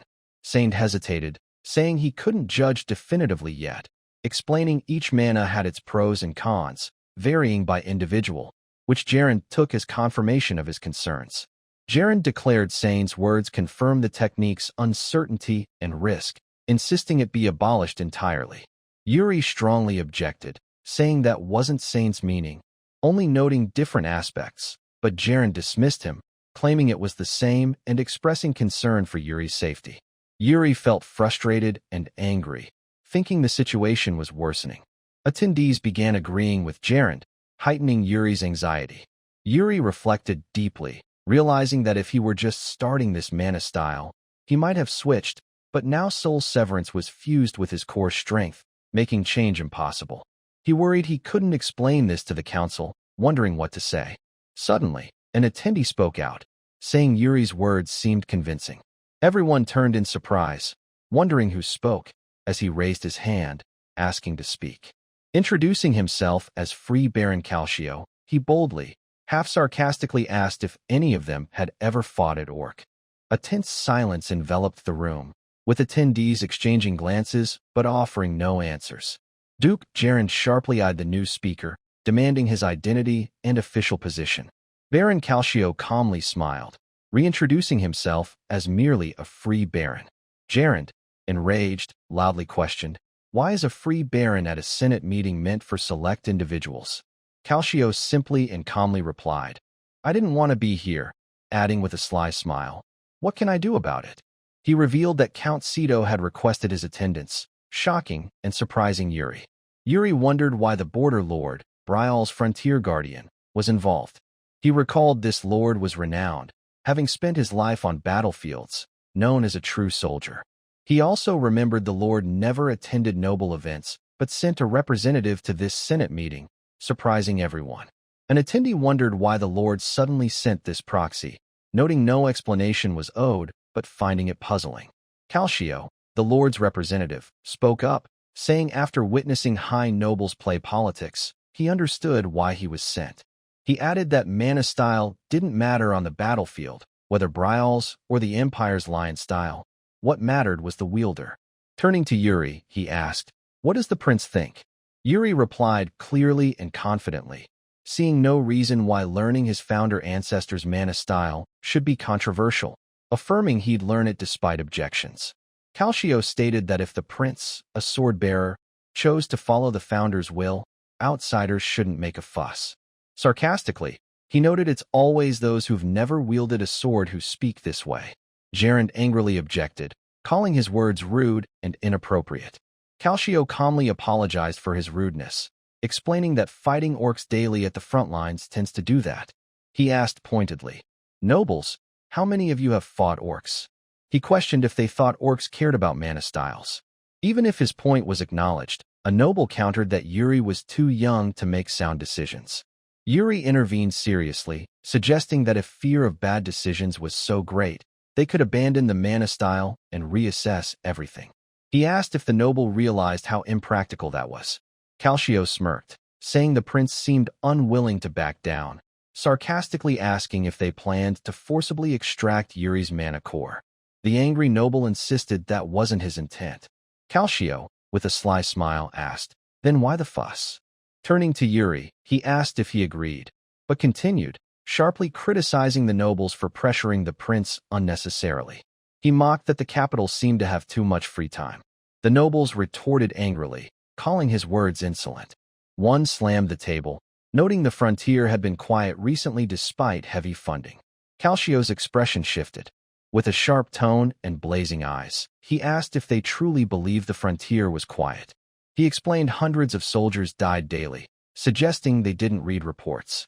He added gravely that the day he left, 4 died, including a friend he'd breakfasted with, whom he buried. Heavily, he said orcs never rest, they live to fight and slaughter. Yuri reflected deeply on the orcs, realizing the issue might not be limited to Bryall's borders. He recalled a border dispute with the Glen Duchy at this time, with the border map clear in his mind. He remembered orcs invading the Bryall Glen borderlands, launching fierce, dangerous attacks, causing massive destruction. He asked anxiously if orc behavior had changed recently. Calcio confirmed they'd become more dangerous and savage. Yuri asked seriously, "What about Glen?" startling Calcio. Yuri inquired about Glen's army and whether it was stationed at the border, noting the situation's oddity. Calcio, visibly worried, said Glen's border forces had abruptly withdrawn without warning or explanation. With a pained expression, he added that border towns were completely destroyed, their people killed or enslaved, describing the situation as utterly horrific. Yuri realized the timing of events was suspiciously coincidental, suspecting a possible civil war or calculated plot. The discussion shifted as an attendee updated that a duke's 3rd son was causing issues, frustrating Yuri. An awkward silence fell over the nobles, who seemed tense. Yuri decided the meeting had gone on long enough, declaring it over. Gerald hesitantly tried to object, but Yuri cut him off decisively, leaving and saying they should discuss urgent matters like Glen and the orc threat instead of arguing about his mana technique. Yuri continued resolutely, saying their focus should be on critical issues like Glen and orcs, urging them to stop fussing over a teenager like him. The scene shifted to a distant place, where someone communicated via a magical crystal with a mysterious figure, asking if the 3rd prince had truly changed as rumored. The man behind the crystal replied, "Yes." The mysterious voice asked Calcio, sitting before the crystal, what he thought of Yuri. Calcio smiled confidently, saying the prince had a sharp, clear look in his eyes. The mysterious figure ordered further investigation into Yuri, saying he clearly deserved attention and guidance, and to monitor him closely. Calcio agreed, asking if he should dig deeper. The voice firmly replied, "Yes." If needed, he ended the conversation, confirming he'd do so and would contact again later. After the connection ended, the crystal darkened, and a profound silence filled the room. Calcio sighed by the window, looking at the streets, sarcastically noting the city's calm while soldiers died daily at the frontier. Observing the streets, someone caught his eye. He confirmed it was Yuri, wondering why the 3rd prince was there, but then doubted what he saw, thinking it couldn't be real. Meanwhile, Yuri walked the night streets with a companion, saying they'd secretly left the palace as requested. His companion replied he often snuck out in the past, joking it happened up to 3 times a day, admitting he was a rebellious teen. Yuri sighed, calmly commenting that leaving the palace wasn't a big deal, his companion could leave any time. The companion explained that leaving alone was just a casual outing, but with the prince, it seemed rebellious. He asked if Yuri planned anything bad. Yuri seriously said he wouldn't, and even if he did, he wouldn't do it in front of him. The companion smiled curiously, asking where they were going. Yuri paused, then said with a sly smile they were headed to the capital's largest illegal casino. The companion, shocked, reminded Yuri he'd just said he wouldn't do anything bad. Yuri calmly reassured him he wouldn't, only needing him to guide him there, especially since his companion knew it well from drunken visits. Yuri abruptly stopped, declaring with great seriousness that everything he was doing was for Bryall, affirming his deep resolve. Hearing Yuri's plan, his companion, stunned and incredulous, asked anxiously if he was serious, but then smiled excitedly, enthusiastically agreeing to join Yuri's thrilling casino mission. At that moment, Yuri recalled that in his past life, a few individuals in Bryall caused immense chaos in the kingdom. One was a powerful moneylender and the dominant leader of the entire criminal underworld. The second was an influential woman who built the largest and most powerful trading guild on the continent. The last was a notorious assassin, known for controlling the underworld with sheer force and spreading terror across the land, particularly responsible for instilling fear in Bryall streets. Yuri remembered that in his past life, the one who killed the legendary assassin was none other than Goryo, the powerful moneylender and underworld boss. Goryo appeared before Yuri and his companion at that moment, greeting them with a confident smile, saying it was a great honor to host such esteemed guests in his casino. Yuri stood confidently, asking Goryo with a calm smile if he already knew him. This confused his companion slightly. Goryo responded with a polite, confident smile, saying, "Of course, I know who they are, the royal mage and the third prince himself. It's the least I could do to welcome them personally." Yuri eyed him sharply and stated clearly he wasn't at the casino for mere entertainment or casual gambling. Goryo, visibly curious, smiled mysteriously and politely invited them to sit and talk more comfortably, gesturing toward prepared chairs. Yuri sat with his companion, who looked uneasy about the earlier statement, and asked in a low voice, "Why did you say you're not here to gamble?" Yuri firmly told him to be quiet. Goryo smiled with clear curiosity, asking if Yuri wasn't there to gamble. Was he there to borrow money? Yuri confirmed confidently that he indeed wanted a loan from Goryo, explaining he planned to invest it. Goryo slyly remarked that perhaps Yuri wanted to start a private fund and asked if he had grand ambitions. Yuri sharply cut him off, saying interrogation wasn't Goryo's role. Goryo quickly apologized politely, saying he meant no rudeness. Yuri responded confidently that it was fine. He was there to request financial support and asked Goryo to get to the point. Yuri clearly outlined his plan, telling Goryo that with the loan, he'd buy a large quantity of a rare spice, mangacap, from Glen, noting its demand would soon skyrocket. His companion, shocked, asked in disbelief what exactly he was talking about. Goryo expressed doubt about the investment's profitability, acknowledging mangacap's role in luxury perfume production but questioning its real value.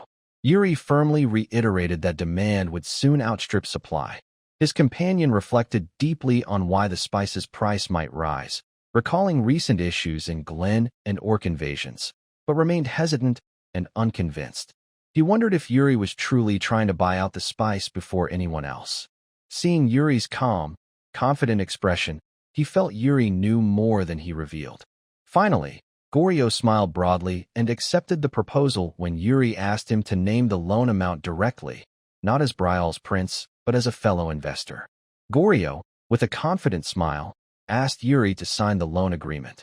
Yuri, equally confident, took the pen and signed without hesitation. After leaving, Yuri's companion looked at him with clear worry, exclaiming in surprise that he didn't expect Yuri to actually borrow from Goryo or sign so easily.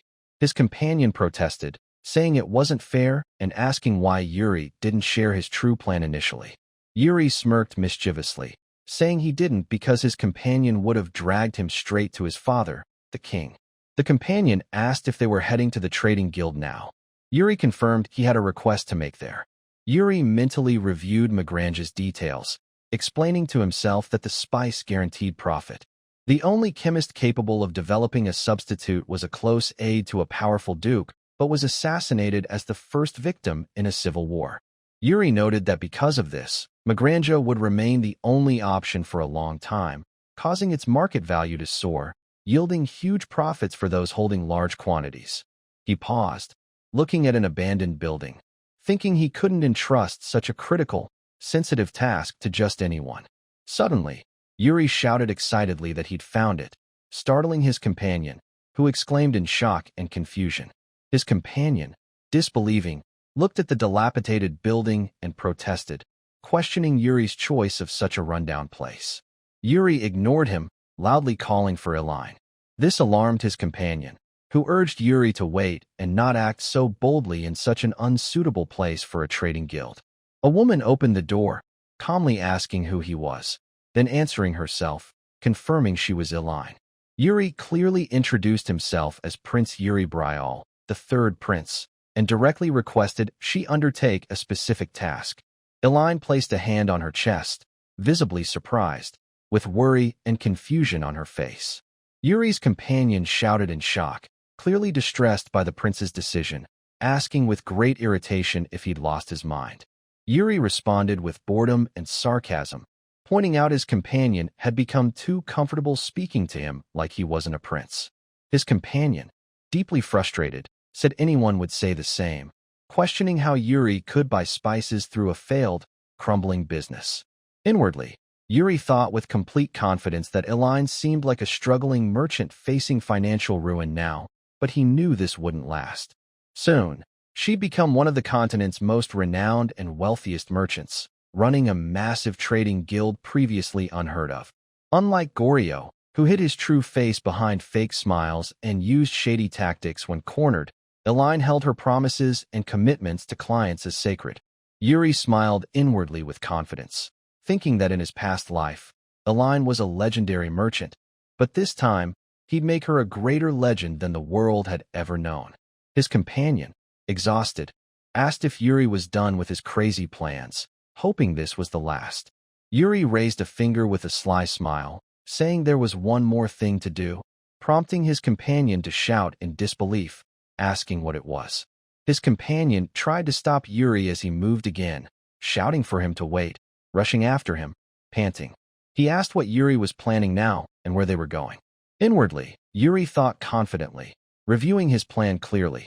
First, borrow money from Goryo. Second, use Elaine's trading guild. Now, the final step was finding the last key person to complete his plan.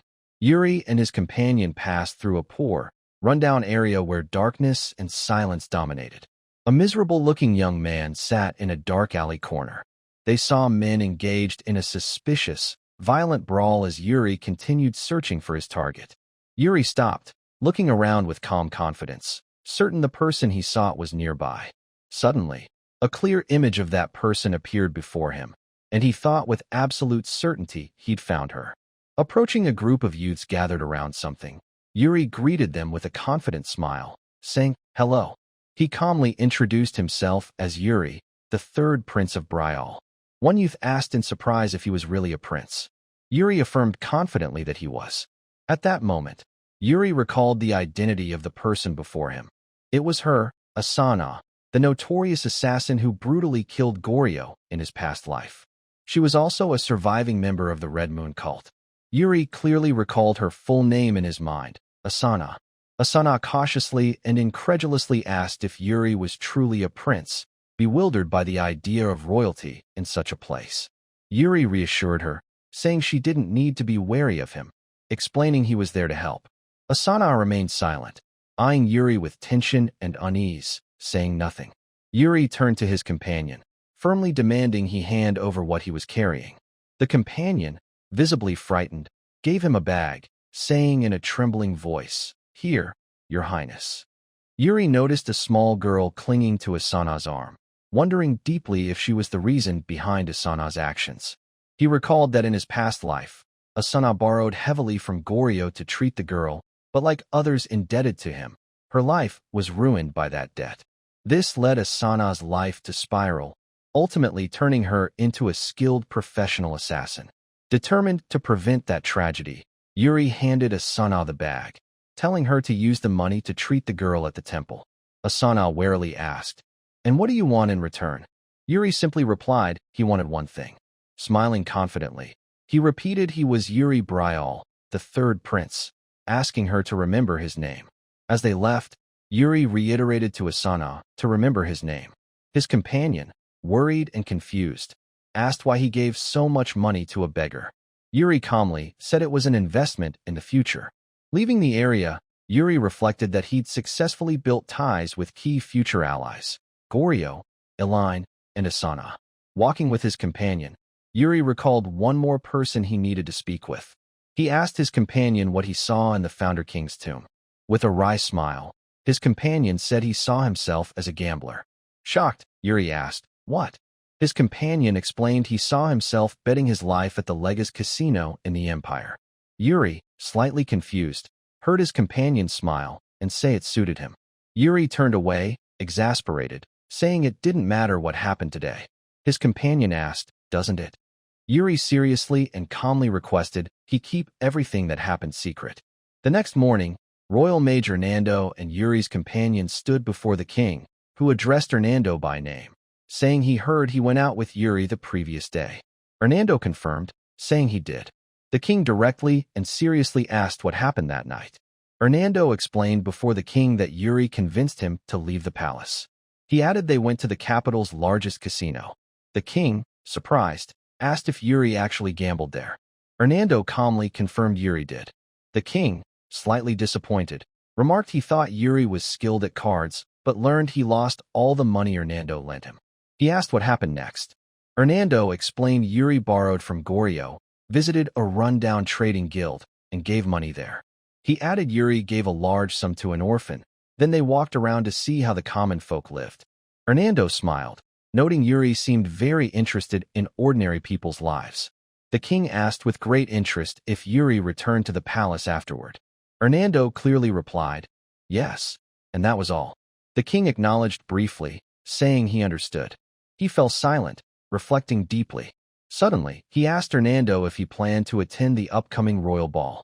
Hernando, smiling brightly, confirmed he would. The king, slightly surprised, said he thought Hernando wasn't interested in royal events. Hernando replied that people's minds change over time, adding with a smile that it had been a while since he danced, seeming excited for the social event. Meanwhile, Yuri trained intensely with his instructor, Bernard, in the courtyard, panting from exhaustion. Suddenly, Yuri stopped, looking around with clear confusion, noticing something. He jokingly told Bernard he seemed popular, noting maids were staring and teasing that Bernard should attend the ball, as many would expect him. Bernard coldly replied he wasn't interested. Yuri shifted topics, discussing their sword technique, saying Bernard was right that it had no fixed stance or form, as he'd said before. Just go with the flow and adapt to the situation. Bernard sighed, saying Yuri still didn't fully grasp the concept of a singular yet fluid sword style, and to truly understand, he'd need to see it in real combat, which wasn't easy. He added that Yuri was progressing at an astonishing rate, praising his skill in using mana, admitting he was genuinely surprised by Yuri's speed and ability. Yuri felt slightly guilty, as he was trying to erase his old sword style from memory and replace it with the new one, but felt things were progressing naturally. Bernard earnestly advised Yuri not to rush or push too hard, expressing genuine concern. Yuri, surprised, asked if he was truly worried. Bernard confirmed he was, as Yuri's rapid progress was alarming. He explained seriously that despite Yuri's achievements for his age, his body wasn't fully developed, and he needed to be extremely cautious. Yuri confidently reassured Bernard he'd maintain balance and requested to continue training. Bernard asked if he was sure. Yuri confidently confirmed he was. During training, Yuri asked if they could spar with real swords instead of wooden ones, feeling a strong urge to grow stronger quickly. Bernard agreed, and both took serious fighting stances. Yuri jokingly proposed a bet. If he landed a hit on Bernard, Bernard would attend the ball. Bernard firmly refused. Yuri, visibly disappointed, asked why. Bernard calmly said he'd win anyway, and Yuri would just cancel the bet if he lost. This irritated Yuri. Yuri began his attack, mana gathering around his sword as he confidently declared they'd soon see the result. He charged at Bernard with great force, shouting he'd definitely land a hit. Ultimately, Yuri couldn't hit Bernard as hoped, and the matter remained unresolved. Days later, at the royal ball, luxurious carriages and elegant horses moved swiftly toward the ballroom. Inside one was the empire's second prince, George Giovanna Grenzelin, smiling as he told his companion she hadn't taken her eyes off the window the entire ride. The companion, Princess Yekaterina Ivana Grenzelin, replied excitedly with a bright smile that she was simply thrilled, as it had been a while since she attended such a ball. With a gentle, radiant smile, she added that there was someone special. That evening, in a magnificent and opulent palace, someone asked Prince Yuri his opinion on the venue's appearance. Yuri replied hesitantly that it felt overly decorated and extravagant. Aina responded with a gentle smile, saying she thought it looked wonderful and reminded him he used to love such decor in the past.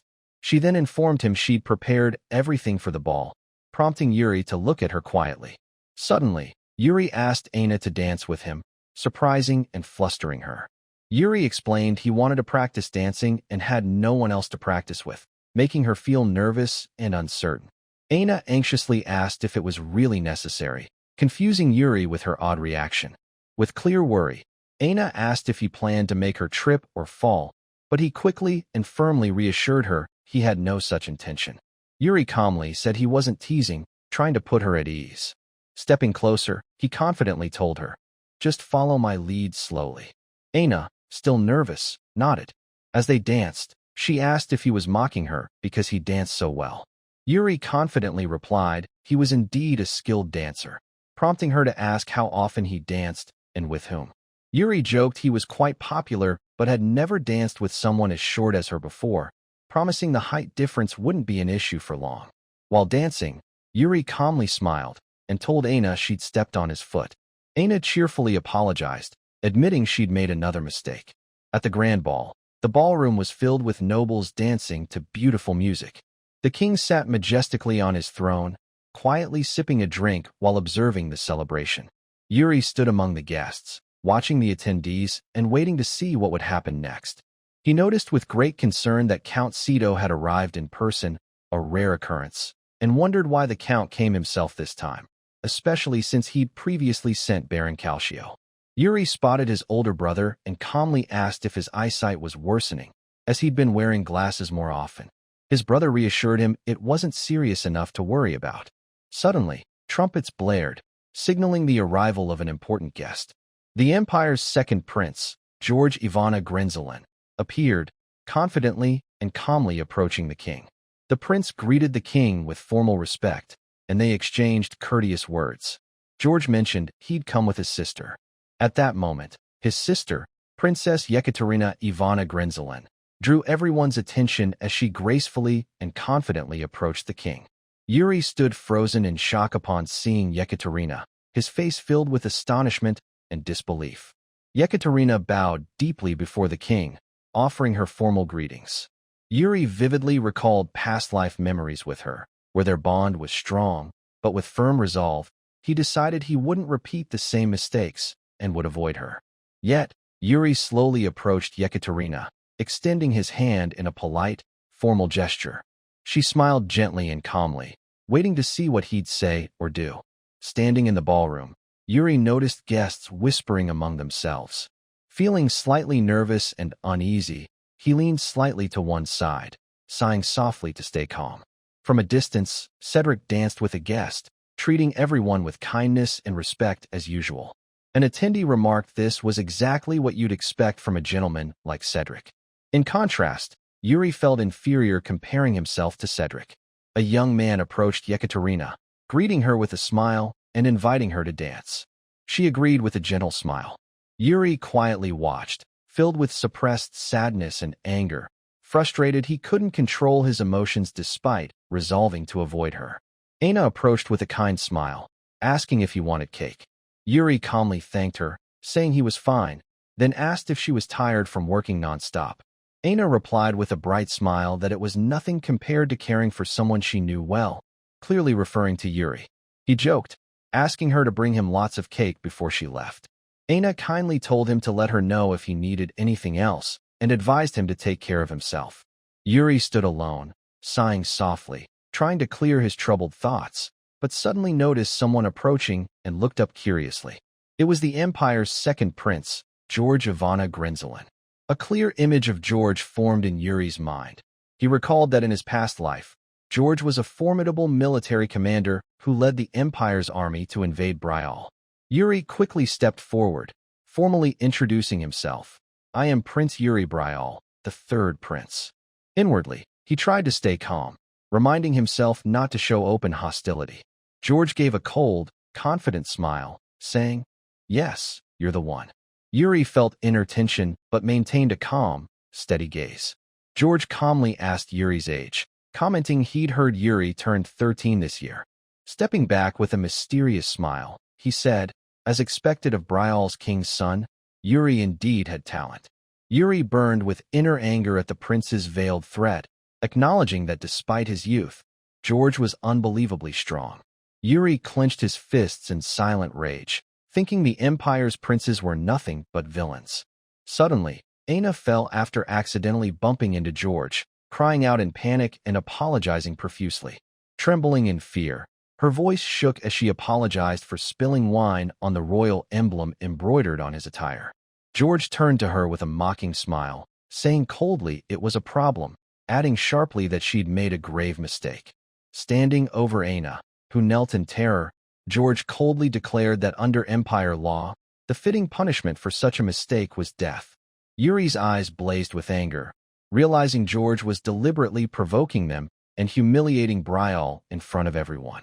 A stunned silence filled the room as Aina knelt trembling in fear, while Yuri stood ready to act, his rage visibly rising. Aina was overwhelmed with terror after Prince George declared her execution under imperial law, his smile cold and menacing. George clarified that a beheading would suffice, but the king intervened firmly, telling George this was his ball, and if he wanted blood, he should spill it on his own land, not here. George smiled again, offering a formal apology to the king. He explained that until now, the Empire and Bryall's relationship was based on mutual respect, but it seemed to him that Bryall no longer wished to respect the Empire. George asked if the king recalled the Gat Isa incident, clearly a sensitive matter. He noted that in that event, the king personally executed an imperial knight, yet the emperor chose to respect the decision without retaliation. George said the current situation was similar, and he was acting to protect both nations' honor and peace. Inwardly, Yuri recalled that painful incident when his father killed an imperial knight. The king, visibly weary, placed a hand on his head, saying he didn't want this but only wished to end it, recognizing the kingdom's grave danger. As George prepared to execute Aina with his sword, assuring it wouldn't be too bloody, Yuri realized intervening would directly challenge the Empire. His mind was torn between reality and ideals, strength and reason. Yet, with iron resolve, he affirmed that Bryall never abandons its honor, no matter the cost, recalling his family's ancient oath to protect Bryall's honor at all costs. Yuri loudly called out to stop George, declaring Aina was his personal maid. Confidently and firmly, he stated her mistakes were his responsibility, making the king realize he'd overlooked that detail. Yuri announced to all present that he, too, was a prince, urging them to consider this and reconsider her execution. Inwardly, he admitted that in his past life, he was a criminal, and this life was his punishment for past deeds. With a resolute gaze, Yuri demanded George replace the execution with a duel. George chuckled at Yuri's unusual request, then asked to confirm his name. Yuri affirmed it was indeed Yuri. George politely asked permission to address him by name, and Yuri agreed. George turned to the king, saying the third prince made a reasonable proposal, which he intended to accept, asking if that was acceptable to the king. After a moment's silence, the king agreed with a single word, yes, accompanied by a soft sigh, reflecting the situation's weight. George, amused, told Yuri with a confident smile he wouldn't fight personally, out of respect for his status, and would instead choose the youngest Imperial Guard knight to face him, given Yuri's youth. Yuri thanked George politely, and George said he'd see him later, leaving Yuri to prepare. Yuri calmly called to Aina, still trembling on the ground. He offered his hand to help her up, gently telling her to stand, surprising her with his gesture. She spoke with clear worry, but Yuri placed a hand on her back, asking her to rest. Aina, looking at him with deep sadness, wondered how she could rest when he was in this situation because of her. Yuri reassured her with a gentle smile, telling her not to worry. After Aina left, Yuri walked away calmly and confidently. Suddenly, he noticed Princess Yekaterina sitting alone in the distance, catching him off guard. He silently gazed at her, repeating her name in his mind without speaking, but quickly dismissed those thoughts as unnecessary and futile. He continued toward the ballroom's exit. Count Sito stood alone, quietly sipping wine while observing the guests. Yuri was seen calmly walking through an empty palace corridor, deep in thought. His brother Cedric suddenly appeared, but Yuri kept walking, avoiding his gaze. Cedric calmly asked what Yuri was thinking, making him stop and turn with visible tension. Yuri was surprised and worried by Cedric's presence. He explained he couldn't let George kill Aina. Cedric gave a warm, gentle smile, saying softly, "You really are," without finishing. Stepping closer, he gently ruffled Yuri's hair, smiling. "You're kind," clearly showing understanding and appreciation. Yuri felt happy and comforted by Cedric's gesture, a gentle, peaceful expression on his face. He thought with a soft smile it had been a long time since he felt this way. Cedric calmly asked if Yuri needed help with what was coming. Yuri recalled George's words about the duel, knowing it was inevitable, and he had to fight for Bryall's honor. Yuri replied calmly and confidently, saying he knew what worried Cedric, and he'd handle it alone without help. He explained with clear confidence that he started this and must end it. Cedric smiled, saying with complete calm that he fully trusted Yuri, then told him to rest and not worry about the event's remainder, as he'd handle it. Yuri quietly thanked Cedric and left, while Cedric thought that if the kingdom hadn't fallen in the past, Yuri would surely have been a great king. As Yuri departed, he resolved to do everything to one day see the kingdom Cedric would build in this new life. With complete confidence, Yuri vowed to fight to make that dream reality, no matter who he faced. The next morning, Yuri stood ready to face George's chosen opponent in the dueling hall. The crowd sat silently, anticipating the upcoming battle. A council noble remarked in surprise at the third prince engaging in a real duel, asking the royal guard captain, saying, "What do you think?" The imperial knight began preparing. An attendee noted his mana was extremely stable, and he was skilled with a sword, despite not being a formal knight. His expression showed great skill, and a nearby person praised him, saying he was surely talented. A noble voiced concern about Yuri's safety in the duel. Another noticed someone smiling and asked why, only for the smiling person to point to the arena, urging him to look. In the dueling ground's center, Yuri appeared utterly calm, relaxed, and at ease, showing no tension. This surprised everyone. The smiling person commented confidently that there was no need to worry about Yuri, as his clear confidence spoke volumes. Yuri began recalling the title of Archmage, an extremely high rank few achieved in the Magic Tower. It was said this rank was only granted to a mage who attained original magic, a truly exceptional power. Among various magic types, there was a special form called fate-revealing magic, allowing its user to glimpse the world's destiny.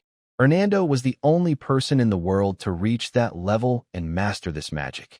At that moment, Hernando sat in a casino, reeling from losing a large sum for the first time since acquiring his original magic, leaving him stunned and confused. He wondered inwardly if the loss was mere coincidence, but quickly dismissed it, affirming it wasn't ordinary. Hernando realized that while he could read others' futures and sense luck's flow, he saw nothing about Prince Yuri, deeply unsettling him. Instead of seeing Yuri's future clearly, Hernando had visions, strange, terrifying glimpses of a dark-haired, dark-eyed youth bearing Bryall's royal emblem with an unmistakable distant expression, representing the third prince, Yuri. In that horrific vision, Hernando saw Yuri fighting, bloodied, wielding his sword with courage and resolve until he collapsed. From then on, Hernando realized what he thought was random coincidence now clearly centered on one focus, Prince Yuri. Observing Yuri's recent strange and sudden behavior, Hernando was convinced fate-revealing magic was real and usable. He concluded astonishingly that Yuri was a person without a predetermined destiny. Back in the arena, the Imperial Knight called to Yuri, asking if he intended to keep swinging his sword in the air or was truly ready to fight. Prince George asked if Yuri needed more time to prepare, but Yuri calmly and confidently replied he was ready anytime. The knight echoed, saying he was also ready. The king loudly declared the duel would begin now. The two opponents faced each other, fully prepared and cautious, awaiting the first move. Yuri launched the first attack with immense strength and courage, charging without hesitation. The Imperial Knight reacted swiftly, and a fierce exchange of blows began. They traded high-speed, powerful strikes, sparks flying from their swords' clashes. In a critical moment, the knight landed a heavy blow, sending Yuri flying backward with great force. Yuri struggled to rise, gripping his sword with fierce resolve, ready to continue despite the hit. The knight raised his sword, preparing a decisive strike, his face brimming with determination and power. During the fight, the king quietly called Hernando, urging him to focus. Hernando politely asked what the king needed, though he seemed slightly confused. The king seriously asked Hernando's thoughts on the duel's outcome. Hernando hesitated, glancing at the arena where the intense battle had escalated. The duel rapidly intensified with both exchanging powerful, swift blows, sparks flying fiercely. Hernando replied with a mysterious smile, saying he couldn't truly predict the outcome. The king reminded Hernando of how he first came to Bryall, guided by celestial omens. Hernando nodded silently. Meanwhile, soldiers in the hall were tense. One asked Captain Saint if it was time to leave. Saint firmly replied, "No." Hernando smiled, telling the king cheerfully he felt relieved, as he wasn't ready to leave Bryall. He humbly added that the king gave him more honor than he deserved. The king responded sternly, warning that excessive humility could bring bad luck, then asked clearly if that meant no major mistakes were likely. Instead of answering directly, Hernando smiled and asked, "Who do you think is stronger?" At that moment, the knight unleashed a massively aggressive attack, his sword enveloped in mana. His eyes blazed with a dangerous look, showing resolve to win. The king calmly and confidently answered that Yuri's opponent was stronger. Hernando, serious, quietly said he seemed to agree. Hernando recalled arriving in Bryall, certain then that celestial signs led him there. He thought those divine omens showed him the one who could change the world's fate was in Bryall, but the sword wasn't yet drawn. That's why he believed he had no reason to stay. Hernando told the king he truly believed his time in Bryall was over, but at that moment, Yuri rose, launching a powerful, fierce attack. Standing firm, Yuri, brimming with confidence, declared the time for tests and evasion was over. He charged with astonishing speed, loudly proclaiming it was time to end the duel. The knight, shocked by Yuri's sudden speed, exclaimed in surprise. They exchanged intensely powerful blows, their swords clashing with fierce force. For the first time, the knight felt real fear, realizing the situation was dire and he might die. Prince George and Princess Yekaterina watched with great worry and shock, while the king sat quietly, observing with intense focus. The audience was stunned by the arena's events, one expressing disbelief at Yuri's sudden performance. Hernando smiled with surprise and admiration, saying he couldn't believe Yuri activated the sword's power at that moment. In the arena, the knight froze as his sword shattered from Yuri's sudden strike. Hernando recalled why he came to Bryall, chasing celestial signs, but finding someone who defied them. At the ball, George was seen smiling, while Hernando thought life turned to death and death to life, and the present's fate changed when Yuri's sword activated. He continued inwardly, saying each step Yuri took now challenged the heavens' will, confirming Yuri had become someone beyond fate's limits. Yuri smiled joyfully amid the crowd's cheers, and Hernando thought Yuri had surpassed destiny. Hernando expressed deep admiration, thinking Yuri was truly remarkable, eager to see how far he'd go. Yuri smiled confidently, vowing inwardly that from this moment, he would change the world's fate. 5 years later, a vivid and beautiful scene of Bryall's palace emerged, exuding a serene atmosphere. Inside, a new maid hurried anxiously, muttering to herself that everything should have gone smoothly, yet wondering how she could have gotten lost despite clear directions. Suddenly, someone called her, startling her greatly. She turned nervously to see a young man with a serious expression and black hair. He asked if she was new here. The maid noted inwardly that his black hair symbolized Bryall's royalty. The young man sternly asked what she was doing there at that hour. She tried to respond, but stumbled over her words in nervousness. She urged herself to answer as trained by senior staff, but his harsher tone increased her confusion. She recalled that a bored expression meant the king, a friendly smile meant the crown prince, but confirmed this young man was neither. His sharp, slightly frightening eyes heightened her anxiety.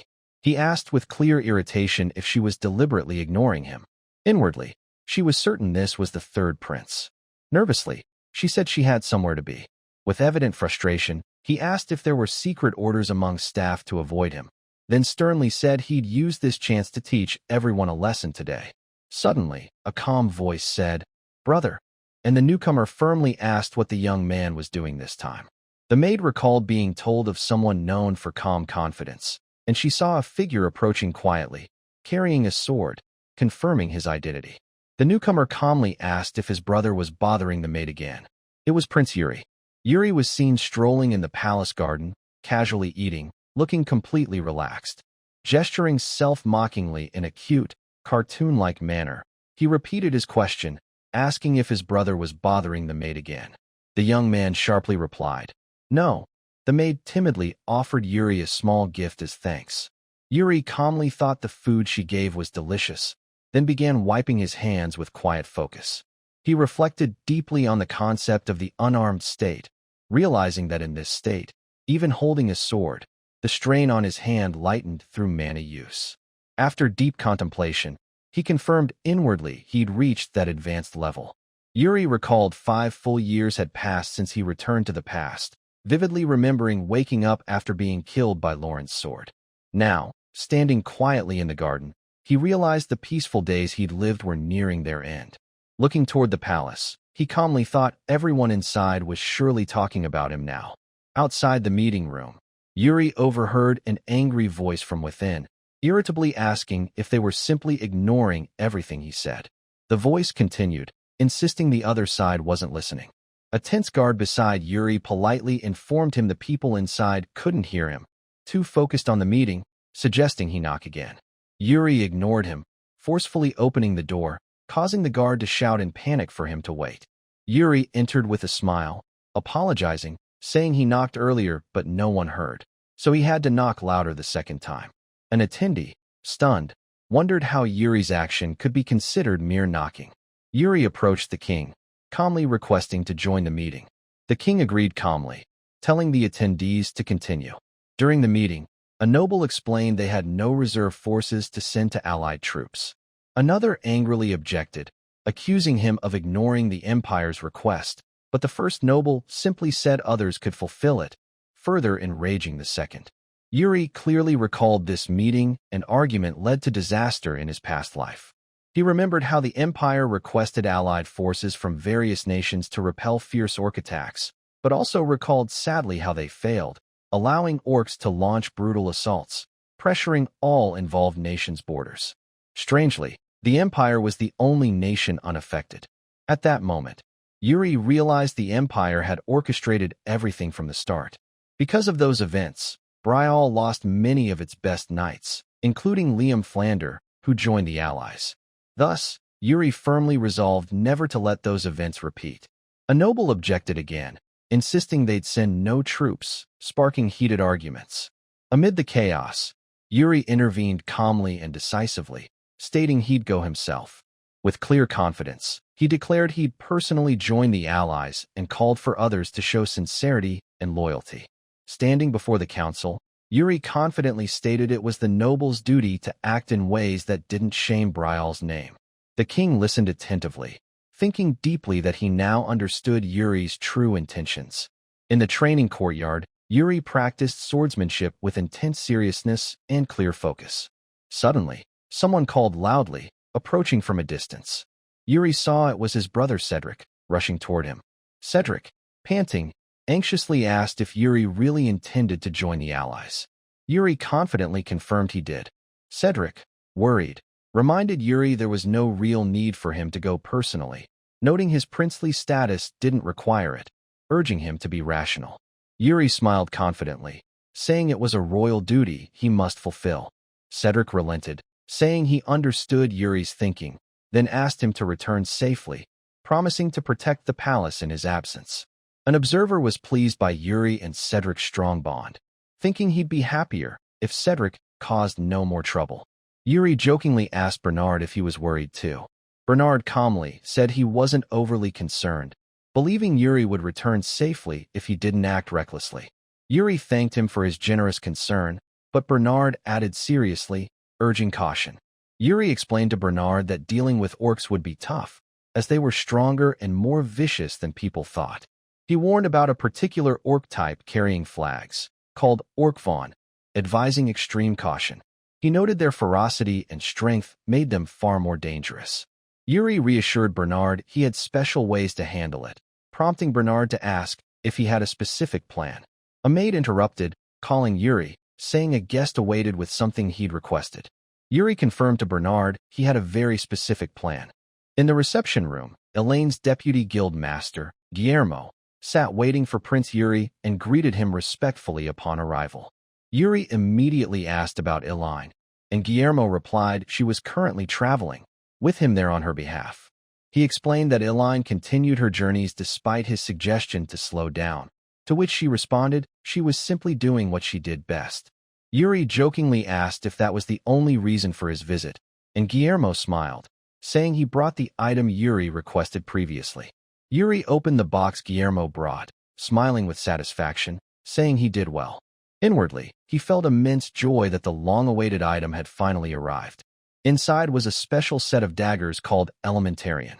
Guillermo cautiously asked if they were truly valuable, as they looked like ordinary decorative blades to him. Yuri replied with great confidence that they were immensely valuable, explaining they were rare artifacts infused with ancient mana. Guillermo, alarmed and anxious, shouted that a dagger was moving on its own. Yuri calmly reassured him he wouldn't die, and Guillermo nervously asked if Yuri was controlling it with mana. He remarked in clear surprise that he didn't know Yuri was so powerful. Yuri responded with a smug, sarcastic smile, saying he hadn't just been playing around. Suddenly, Guillermo noticed a change in Yuri's expression and anxiously asked what was wrong, but Yuri calmly said it didn't matter. Yuri asked Guillermo to send his regards to Elaine and report on the new guild branch's preparations in the Empire. Guillermo agreed and politely left. Yuri lounged comfortably in his chair, then called out clearly that she could come out now. Asana quietly emerged from behind him upon hearing his call. Yuri calmly asked what happened with Goryo. She replied she delivered the warning exactly as requested, explaining with a calm smile that she left it beside Goryo's head on his bed, terrifying him. Yuri laughed cheerfully, saying she did well, adding that Goryo never stopped trying to win Elaine's favor. After a brief silence, Asana cautiously asked if Yuri really intended to join the unified forces, as she'd heard from the maids. Yuri calmly confirmed he did. Asana carefully urged him to be cautious, and Yuri smiled calmly, saying she spoke as if he'd go alone. Surprised, Asana asked what he meant. Yuri smiled, saying she'd come with him. Asana smiled gently, calmly asking if he truly thought she could keep up in battle. Yuri replied confidently that he believed she could. Asana left, saying she'd rather go anywhere with him than return to where she came from, promising to contact him soon. Days later, on the day Yuri returned to the battlefield, Bryall's flag was raised high. Cedric called out to Yuri, standing before him, earnestly urging him to take care of himself. Yuri reassured him with a broad smile, confidently saying he was invincible and promising to uphold Bryall's honor. Cedric smiled, and Yuri jokingly told him to rest from studying and not strain his eyes. Cedric laughed, assuring he would. He hugged Yuri, sadly bidding him farewell, saying he'd see him soon. Yuri replied with a warm smile that he'd definitely return. At a formal ceremony later, the king announced it would begin. Yuri stood before everyone with utmost seriousness, awaiting the event's start. The king calmly asked if he was nervous, and Yuri replied with strong confidence that he wasn't. The king told Yuri to turn and look behind him. Yuri saw a massive crowd of soldiers, described by the king as precious lives Yuri must protect. Inwardly, Yuri felt sorrow, knowing not all would return safely, but vowed to ensure none faced the tragic deaths of his past life. The king asked with utmost seriousness if Yuri was confident he could do it. Yuri began to say he could, but the king cut him off firmly, saying if he truly believed it, he must take responsibility. Yuri felt a strong killing intent focused on him, instantly recognizing the situation's danger. Shocked, he found his body unresponsive, unable to move. He sensed something dangerous approaching rapidly, realizing it was death itself. Deeply, he knew he'd surely die if he tried to evade the incoming attack. Yuri resolved to find a way to counter the threat, reassuring himself with strong confidence that he could. He unleashed his mana with immense power, manifesting as radiant blue light. He attacked with full force, channeling the blue energy into a powerful, unexpected strike. Yuri's overwhelming power clashed violently with his opponent's, causing a massive explosion and a fierce shockwave. Yuri was shocked to see the king standing before him, smiling confidently, saying he did well. Yuri reeled from what happened. The king noticed something on Yuri's chest, calmly saying it was a substitute for a farewell letter. He sternly ordered Yuri not to be gone too long and to return alive. Yuri firmly replied he would. Yuri stood before the soldiers, boldly declaring with strength and confidence that he was Yuri Bryall, Bryall's third prince. He confidently asked the soldiers to trust him. Raising his sword high, he rallied the army with great passion, ordering them to move, their voices erupting with energy and support. Later, in a dark, mysterious prison, creatures locked behind bars stared from the shadows with glowing red eyes. The aged knight Liam Flander appeared, speaking in a deep voice, telling Yuri they met again after 5 years, addressing him as the third prince. The golden sunset pierced through the dense canopy, casting long shadows as birds chirped, flocking to their nests. Yuri and his team paused in the thick forest to rest after an exhausting journey. The heavy foliage shielded them from the fading sun. As Yuri sipped water, he caught the sound of approaching footsteps. Instinctively, he scanned the surrounding woods. It was Sir Raymond approaching. Recognizing the familiar face, Yuri greeted warmly. "Quite a trek, huh?" He followed up, "Sir Raymond, how far have we gone?" Raymond replied without hesitation. "We've reached Sator's outskirts, Your Highness." He continued, "With a bit more push, we'll hit Sator's coastal town. Then, the plan is to cross Gid and head straight to the rendezvous in Balshad." Raymond, a knight of Bryall, spoke with the calm of a seasoned warrior. Yuri nodded approvingly, smiling. "Well done. Our pace is solid, isn't it?" Yuri asked. "Indeed, Your Highness," Raymond replied confidently. But as they spoke, both sensed a distant gaze watching them. They turned toward the presence in unison. Like a blade slicing through memory, a flashback from 5 years ago flooded Yuri's mind. The voice of the knight who killed him echoed. "It's all your fault." A name crystallized. Roland Frandre, the man who took his life in his past existence. Now, the eldest son of Count Frandre stood before him, a young man with bright, untainted eyes. Roland approached, bowing respectfully. "It's an honor to meet you, Your Highness." He stood tall, hand on chest, introducing himself. "I'm Roland Frandre, sir." Yuri, caught off guard by the deference, replied awkwardly. "Oh, right." Roland looked up, his expression earnest, eyes gleaming with resolve. "There's something I've always wanted to say, even before we met," Roland said. Yuri, surprised, asked, "What's that?" Roland's cheeks flushed, his eyes blazing with long-held anticipation. "I admire you, Your Highness." Yuri blinked. "Huh?" Roland explained. "My father told me about 5 years ago. Since then, you've been my hero." He referenced Yuri drawing his sword to protect a maid. Roland's eyes sparkled as he recounted, voice awed. "You stood up for someone no one else cared about. To me, that's a true knight." Yuri, flustered, helped Roland stand. With an awkward smile, Yuri said, "I've heard a bit about you from your father, Sir Leon. Let's work well together." Roland, elated, replied loudly, "No, Your Highness, serving you is my honor." He stepped aside respectfully, eyes still shining as Raymond approached, saying, "Your Highness, it's time to move." Yuri nodded. "Got it." Raymond's tone grew serious. "If you're unaware, Count Sator isn't known for hospitality. Don't mind if his welcome lacks warmth." As night fell, Sator's lands came into view. A flag at the city gate read, "Welcome, Your Highness." Third Prince. 2 figures awaited at the gate for the Bryall group.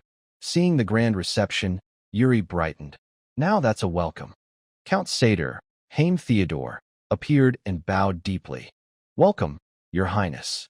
Yuri dismounted, returning a polite nod. "Thank you for the warm welcome, Lord Haim." But Haim's tone turned sly. "We're merely showing respect for a bold young man charging to the front lines." He asked, "Have you fought orcs, Your Highness?" Yuri closed his eyes briefly, replying calmly, "Of course," then paused, adding, "No, I haven't, but I've read about them."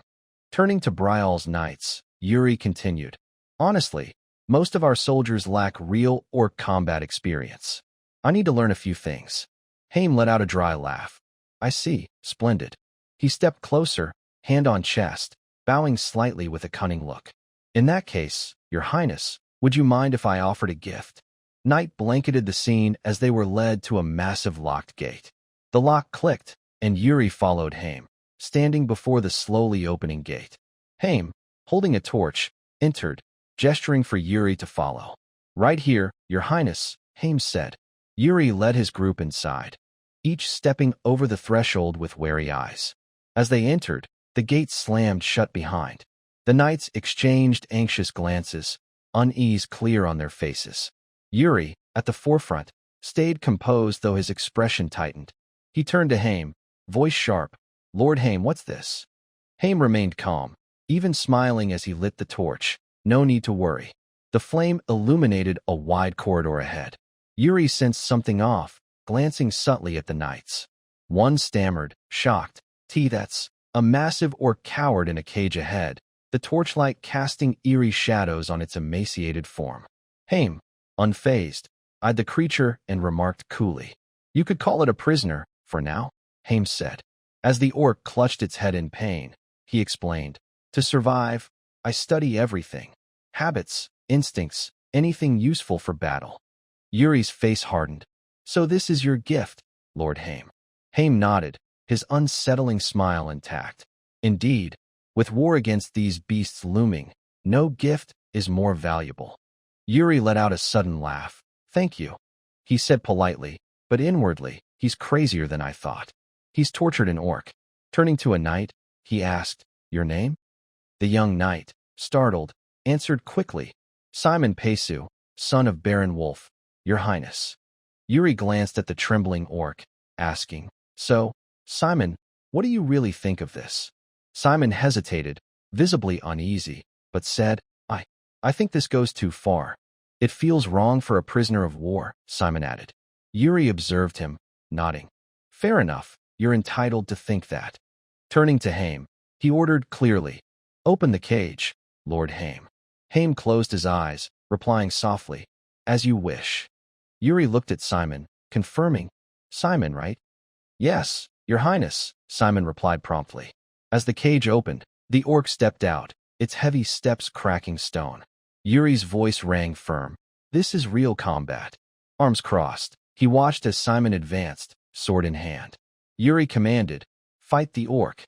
Simon gripped his sword, eyes flashing with resolve. The orc roared, its wild face poised to strike. Its bellow grew louder, frenzied. Then it smashed its head into the ground, shattering stone with terrifying strength. Simon froze, staring at the beast. Fear crept onto his face. He gritted his teeth, standing still. The orc rose, its massive arm reaching, chasing Simon. In panic, Simon turned and fled. Yuri's voice cut through, cold with disappointment. "As I thought, this has gone too far." He's fighting a prisoner stripped of will, Yuri thought, but it was too late. The orc caught Simon, landing a heavy punch near his ear, denting his helmet. Simon cried out in pain. A comrade shouted, "Simon!" But Simon couldn't respond. The orc wrapped its arm around Simon's neck, squeezing. Simon flailed helplessly. Yuri's commanding voice boomed, "Everyone, prepare to fight." At the peak of tension, Haim interjected calmly, "Relax. We've severed most of its tendons." Yuri paused, processing. Haim stepped forward, voice low, "Your Highness, this is an orc. One moment of carelessness, and it'll tear you apart." Haim's voice turned urgent. The soldier remained trapped in the orc's massive grip, its arm tightening around the young man's neck. "Your Highness, we must save him," Haim said. But Yuri stayed calm, his resolute gaze fixed on the scene. "Easy. We've severed most of its tendons.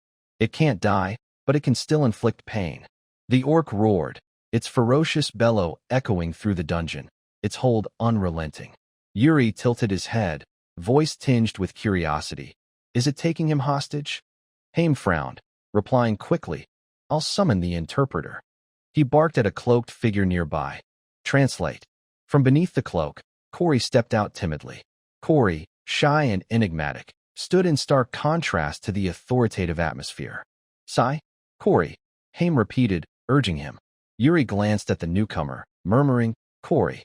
With a trembling voice, Corey replied, Why yes, sir. He raised a hand to his ear, closing his eyes, focusing on the orc's growls. Moments later, he translated gravely.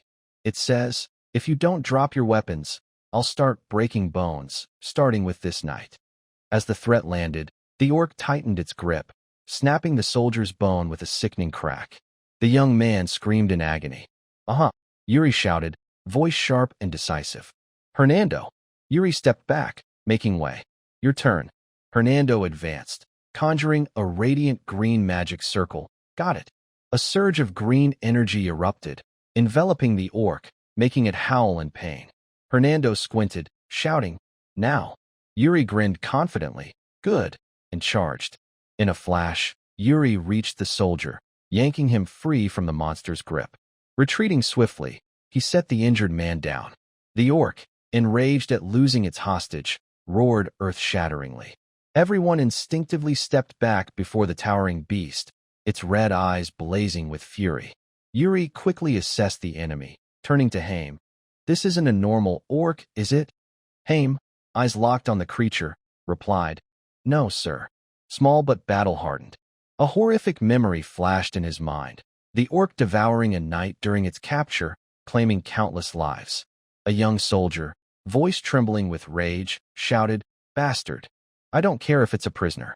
I'll kill it myself, he declared. Yuri turned calmly, voice soft, easy. The soldier, anxious, stammered, Your Highness. Yuri's gaze sharpened, gesturing behind. I'm not stopping you. Just look back. The orc's shadow stretched across the floor, advancing with slow, thunderous steps. Yuri warned, They're looking for weaknesses. This one's nothing special. Plains orcs are worse. He stepped forward, placing a hand on the young soldier's shoulder, voice low, Focus. This is training. Learn to kill orcs, Yuri said. The young soldiers gripped their swords, blades glinting faintly green, eyes fixed on the approaching orc. One orc, wielding a blazing torch, roared before hurling it through the air. Hernando stepped ahead of Yuri and Haim, raising a magical shield just in time to block the torch. Sparks flew as it struck, the orc staggering back, coughing blood, its face twisted in pain. In the chaos, a young earth-attuned soldier appeared behind the beast, driving his sword through its back. The orc stumbled, gasping, then collapsed with a thud. Who? Yuri clapped slowly, an approving smile. Well done. But none of the soldiers looked satisfied, their faces grim. Noticing this, Yuri asked, smiling lightly, still not happy. He approached the orc's corpse in a pool of red liquid, speaking with understanding. I get it. This was just a test against a target that couldn't even fight back. But this experience boosts your battlefield survival odds. Be grateful to Lord Haim, Yuri said. Haim placed a hand on his chest, bowing slightly, voice serious. You may feel this defies knightly codes. He turned away, tone firm. But these monsters don't deserve respect. Follow me. There's something else I want you to see. The group followed Haim, leaving the orc motionless on the cold dungeon floor. These seemed like mere weaklings. The dungeon lay shrouded in darkness, lit only by faint lamps along the path. The true horror awaited deeper in the orc camp. Haim led with his torch, unlocking a creaking heavy door, revealing the orc's grim reality. Dim light illuminated a ghastly scene. Yuri frowned, face darkening, murmuring, So that's it. Beside him, a young soldier stood stunned. Before them were emaciated, starving orcs, bones protruding under pale skin. Chains bound their ankles as they clawed desperately toward the light. These were hybrid orcs. Yuri looked down, voice pensive. More than I thought. Haim nodded calmly. Yes, and extracting them wasn't easy. He explained, Orcs capture humans and treat them like toys. These are what's left after their games. A soldier covered his mouth, overwhelmed by nausea. Yuri turned to Haim, asking softly, "Do you hate orcs?" Haim fell silent, then turned away, replying with fierce conviction, "I hate them until the day I die." Yuri stood still, regarding the old knight with quiet respect. He tightened his grip on the sword at his hip. Everyone has a lifelong enemy.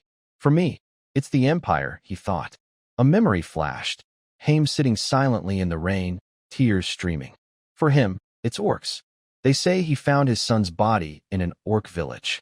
That sight must still haunt him. Golden dawn light flooded the majestic castle, illuminating its towering spires. A voice called, snapping Yuri's attention, "Your Highness." Haim appeared, pushing Corey forward. "Please take this boy along." Yuri smiled, recognizing him. "The one from the dungeon." Haim nodded lightly. "Yes, his name's Corey." Yuri praised, smile widening. "Speaking Orcish is a rare skill." Corey hesitated, replying slowly. Sir, there's something I need to tell you." Yuri raised a hand, cutting him off. "Enough." "I know." Corey blinked, confused. "Yes, sir." Yuri continued. "I know what's worrying you, so don't overthink it." Yuri placed an object in Corey's hand. "I'm giving you this, so do your job well." Corey stared at it, shocked and flustered. But something this valuable." Yuri ignored Corey's concern, turning to call, "Sir Raymond." With a calm smile, Yuri asked, "The border's ahead, right?" Raymond nodded. "Yes, some monsters, but no ambush concerns." Yuri closed his eyes, shaking his head lightly. "No, you're wrong." His voice hardened, echoing through the mountains. "The monsters themselves are the real threat to the border, like orcs. We must eliminate them all." In a dense forest, merchants pulled a cargo wagon, horse hooves clopping on rough terrain. From the shadows, a scarred man emerged, his dangerous smile glinting with killing intent. With a fluid motion, he swung his sword at them. Blood sprayed, staining the trees and earth red. Yuri led the troops with commanding presence, his horse galloping powerfully. Glancing over his shoulder, he noted the figures trailing behind. He spotted Corey riding a smaller horse beside the towering Hernando, thinking the team would ride if they knew Corey's half-orc. A satisfied smile flickered. "I chose him as my personal guard. Hernando will handle it." "Ha, what a mess." Unfurling a map, Yuri studied it, murmuring thoughtfully. He raised a hand, calling loudly, "Gerald." From behind, Gerald responded promptly, "Yes, Your Highness." Urging his horse forward, Gerald joined Yuri, peering at the map. Yuri's tone turned stern, pointing to a spot. "From here, you're on scouting duty. Mark explored areas and report back." Gerald tensed. "Scouting? But this place is crawling with bandits." His brow furrowed, worry evident. "They'll scatter if I get close." "You sure?" Yuri, unwavering, kept his eyes on the map. "We'll hunt them down. They're harassing merchants near the border." "Unacceptable." He smirked, voice sardonic. "What's that? Lacking confidence? Not like a talent like you. The other soldiers are too tense for this task. I'm just a young prince, Green. But you, a swordsmanship prodigy. Don't tell me you can't grasp ordinary fear." Stung by the sharp words, Gerald exploded, shouting, "Fine, I'll go now." Gerald spurred his horse, charging off. Yuri burst into hearty laughter, clearly pleased. "Good, go. I like that fire." Raymond rode up, a sly smile playing on his lips. "You seem fond of him." Yuri replied airily, still grinning. "Fond's a stretch. I'm just guiding him." Turning, in high spirits, Yuri said, "Sir Raymond, can I ask something? It's getting dull." Raymond chuckled politely. "Of course, Your Highness." The question caught him off guard. "What do you fight for?" Yuri asked, voice calm but curious. Raymond paused, surprised. It's been a while since anyone asked. His eyes grew solemn, glancing at Yuri. "My answer's old but true." Yuri nodded. "I'm listening." "For Bryall's safety," Raymond replied. Yuri flashed a pleased smile. "Not bad at all." Tightening his reins, he shouted, "Maintain marching speed. I'm checking on Gerald." Yuri galloped after Gerald's trail. In the forest, at a clearing, a group set up camp, pitching tents around a fire. A bound prisoner was thrown to the ground, crying out, "Ah!"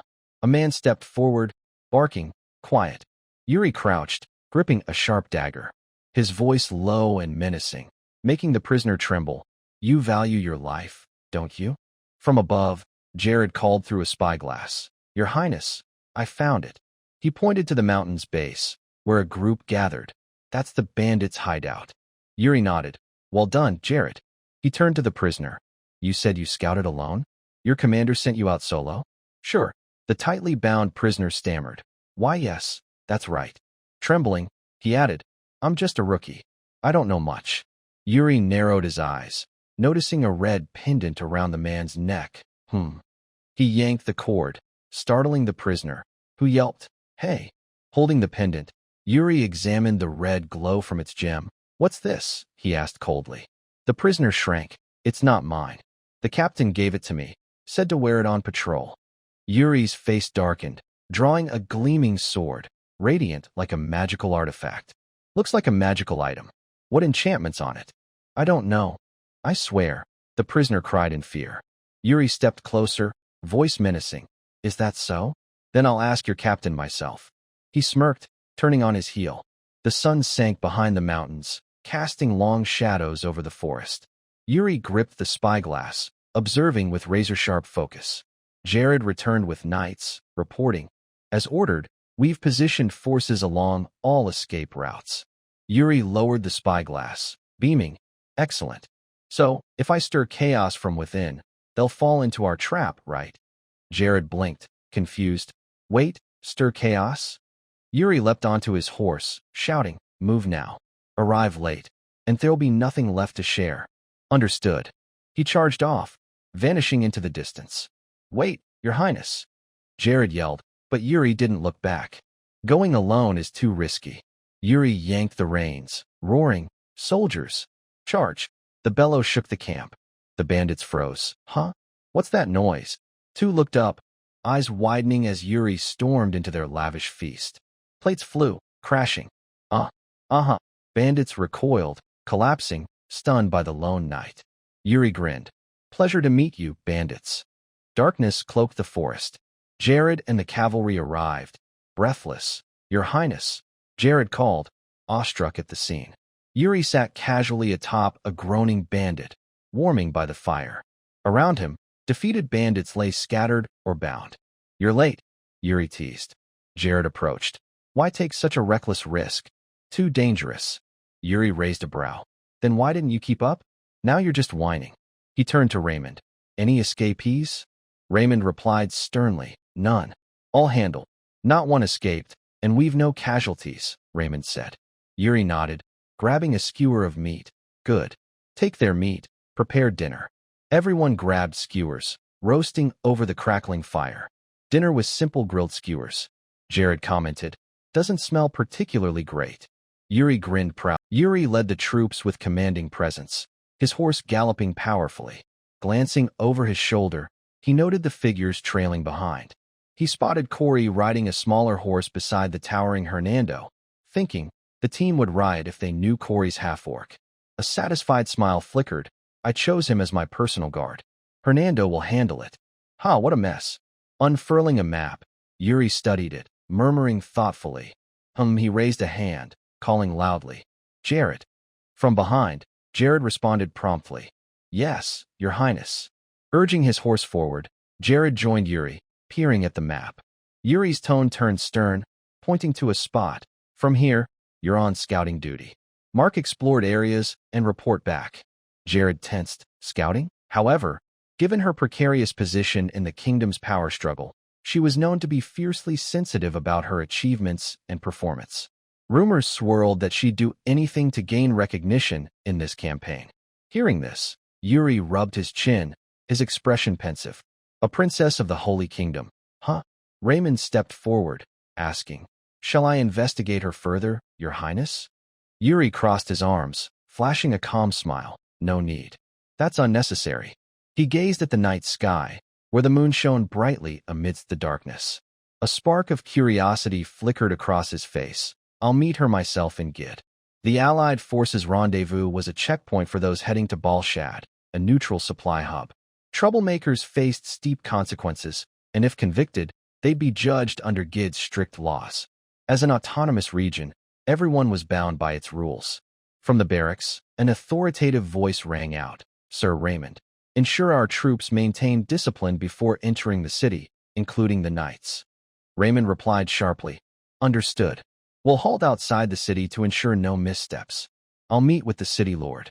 The city lord greeted them warmly upon seeing Yuri. An honor to meet a prince of Bryall. Yuri extended his hand, responding courteously. Thank you for the warm welcome. Bryall deeply appreciates your support. The lord laughed heartily. No trouble at all. We're fully committed to aiding the allied forces. Sitting down, still jovial, he continued. When your father, King Bryall, was young, he was famed for fighting orcs. I bet they'll scatter knowing his son's here. Huh. Yuri smiled, sitting across. I'll do my best. Just then, a steward's voice called from outside. My lord. The lord turned curiously. The steward entered, whispering in his ear in Yuri's presence. After listening, the lord turned back, still smiling. The Holy Kingdom's princess has arrived. Would you join me to greet her? Yuri nodded politely. Of course. Footsteps echoed in the hall. A woman entered, prompting the lord to stand and greet. Welcome. In the radiant glow of the royal hall, a female knight in pristine white armor appeared, exuding strength and confidence.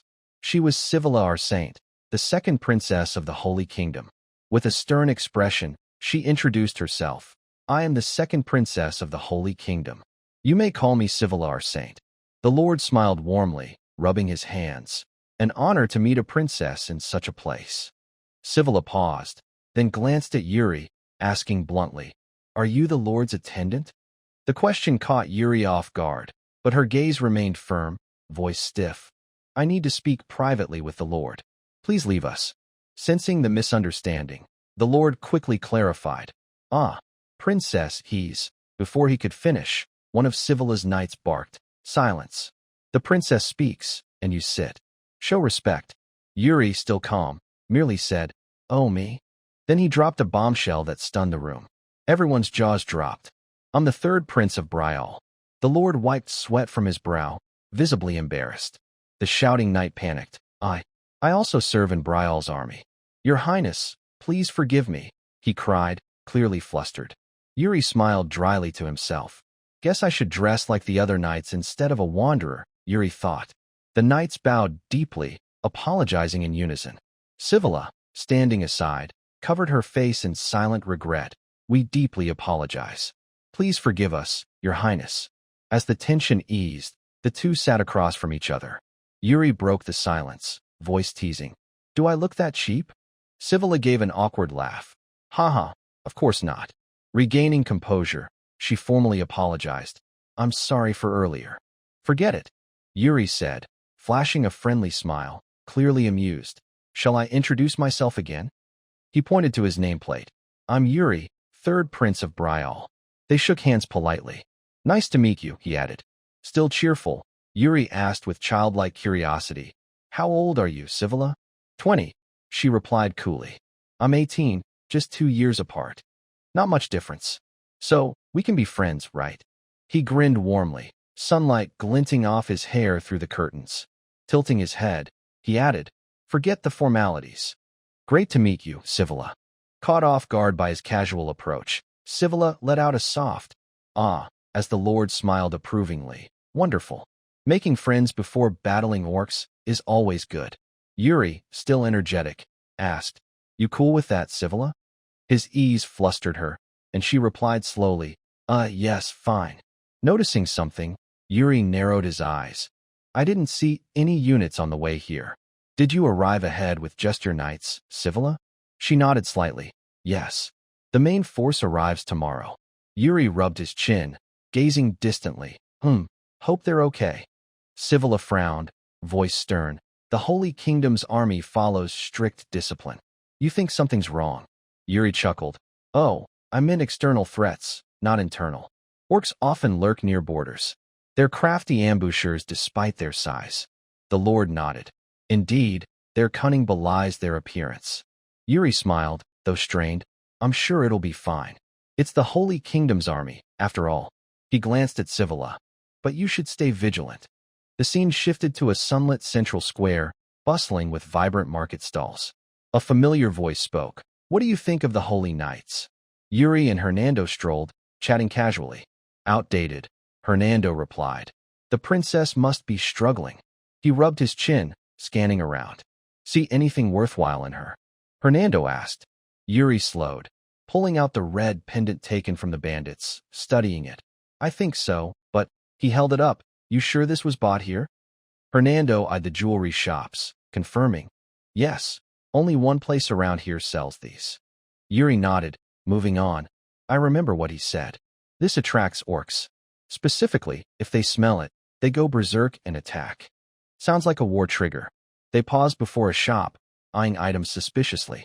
One muttered, magical tools. Look fragile. Agreed. I doubt they even work. The old shopkeeper, fed up with their insults, snapped, fists clenched. Don't buy, then get out. The two turned and left nonchalantly. Nothing similar. Maybe sold out, one said. Yuri smirked, slightly disappointed. Pity. Hernando's eyes lit up, pointing ahead. Your Highness, look. A group of soldiers entered a tavern. They're gambling in there, Hernando said. Yuri's face darkened, eyes cold. Bryall soldiers gambling. Unacceptable. Both gritted their teeth, striding toward the tavern with resolve. We can't be a respectable army if we tolerate this shameful behavior, Yuri said. Hernando nodded. Agreed, Your Highness. Before a grand building's gate, knights gathered. One asked, How was the talk with the Lord? Civila replied coldly, Fine. He smirked, voice dripping with sarcasm. I heard it all. Bryall's prince is unreliable. He trailed off, letting the insult linger. This was Finnick, the Holy Kingdom's vice-captain. Continuing with disdain, Finnick said, How can a guy like him lead? Calling Bryall a knight's ballad? Laughably outdated. Civila, annoyed, warned, Speaking behind backs doesn't suit you, Finnick. He brushed it off. So what? Look at him dressed like a lowlife mercenary. Civila's face tensed as Finnick kept insulting. His behavior's worse than I thought. Once the orc issue's done, I bet we'll be short a prince. Civila snapped. Enough. Stop. Finnick relented grudgingly. Fine. She asked, voice firm. How's the regular troops' status? Finnick passed by, glancing insolently. Nothing for you to worry about, princess. I'll handle it. Civila watched the troops fade into the distance, muttering, We start patrols now. Her eyes dropping with disappointment. The sky darkened. Laughter and noise spilled from a lively tavern. Finnick led the holy knights inside, but his face soured at the sight within. Who are they? Finnick frowned. A knight replied, eyeing the cheerful group. I think Bryall soldiers. Finnick, irritated, scoffed, letting common soldiers into the city. What kind of military discipline is this? Another knight said, They're gambling. The soldiers seemed jovial. Finnick narrowed his eyes, Yuri's lackeys. Next, we'll see Yuri's gambling addict join in. No rules at all. A knight chuckled dryly. Their commander probably doesn't either. Finnick's tone hardened. This can't stand. As holy knights, we can't just watch. Without hesitation, Finnick took a deep breath, bellowing, What are you doing? His voice echoed through the tavern, freezing everyone. Bryall knights and Raymond turned, surprised. You think this is a playground? Finnick roared, raising a hand like a scolding teacher. Even in foreign lands, I can't believe this. You think the Allied forces are a joke? His words were cut off. A firm hand landed on Finnick's shoulder. He stiffened, turning slowly. Yuri stood there, a calm smile on his face, asking, And who are you? Finnick, visibly irritated, swatted Yuri's hand away and glared. The third prince, he snapped, voice sharp. He glanced at Raymond's men. Actions like these only bring trouble for you and your knights. A smug smirk spread across his face. Seems you still don't get it. You should hand them swords, not cards. Though I doubt you even know how to hold a sword properly, Finnick mocked. Yuri let out a cold laugh, his eyes narrowing, icy and focused. I asked your name. Doesn't the Holy Kingdom's army have ranks? The question threw Finnick off, stammering. Before he could respond, an authoritative voice rang out, turning both their heads. What's going on here? Civila strode in, her presence commanding, hand on hip. Sir Finnick, didn't you say you'd patrol? Finnick bowed stiffly, clearly annoyed. My apologies. His face tightened with suppressed anger. Civila wasted no time. Go. she ordered curtly. Finnick complied, storming off with a few men, not without a pointed glance at Sivilla. She narrowed her eyes, watching him go. Turning to Yuri, she sighed. I apologize for him. Yuri just smiled, waving it off. No need. Sivilla's hand brushed her sword, remarking, it's hard keeping everyone in line. But is a holy army so easily swayed? Sivilla turned toward the door, pausing. I'll repay this debt another time. Yuri chuckled. Sure, next time. He watched her leave, pensive. Raymond's words echoed. She's losing ground in influence, so she clings to results. Yuri mused. So that's what he meant, a flicker of amusement crossing his face. He brushed the thought aside, returning to the table, grinning. Anyway, next round? A young soldier cheered. My turn. Yuri laughed. Good spirit.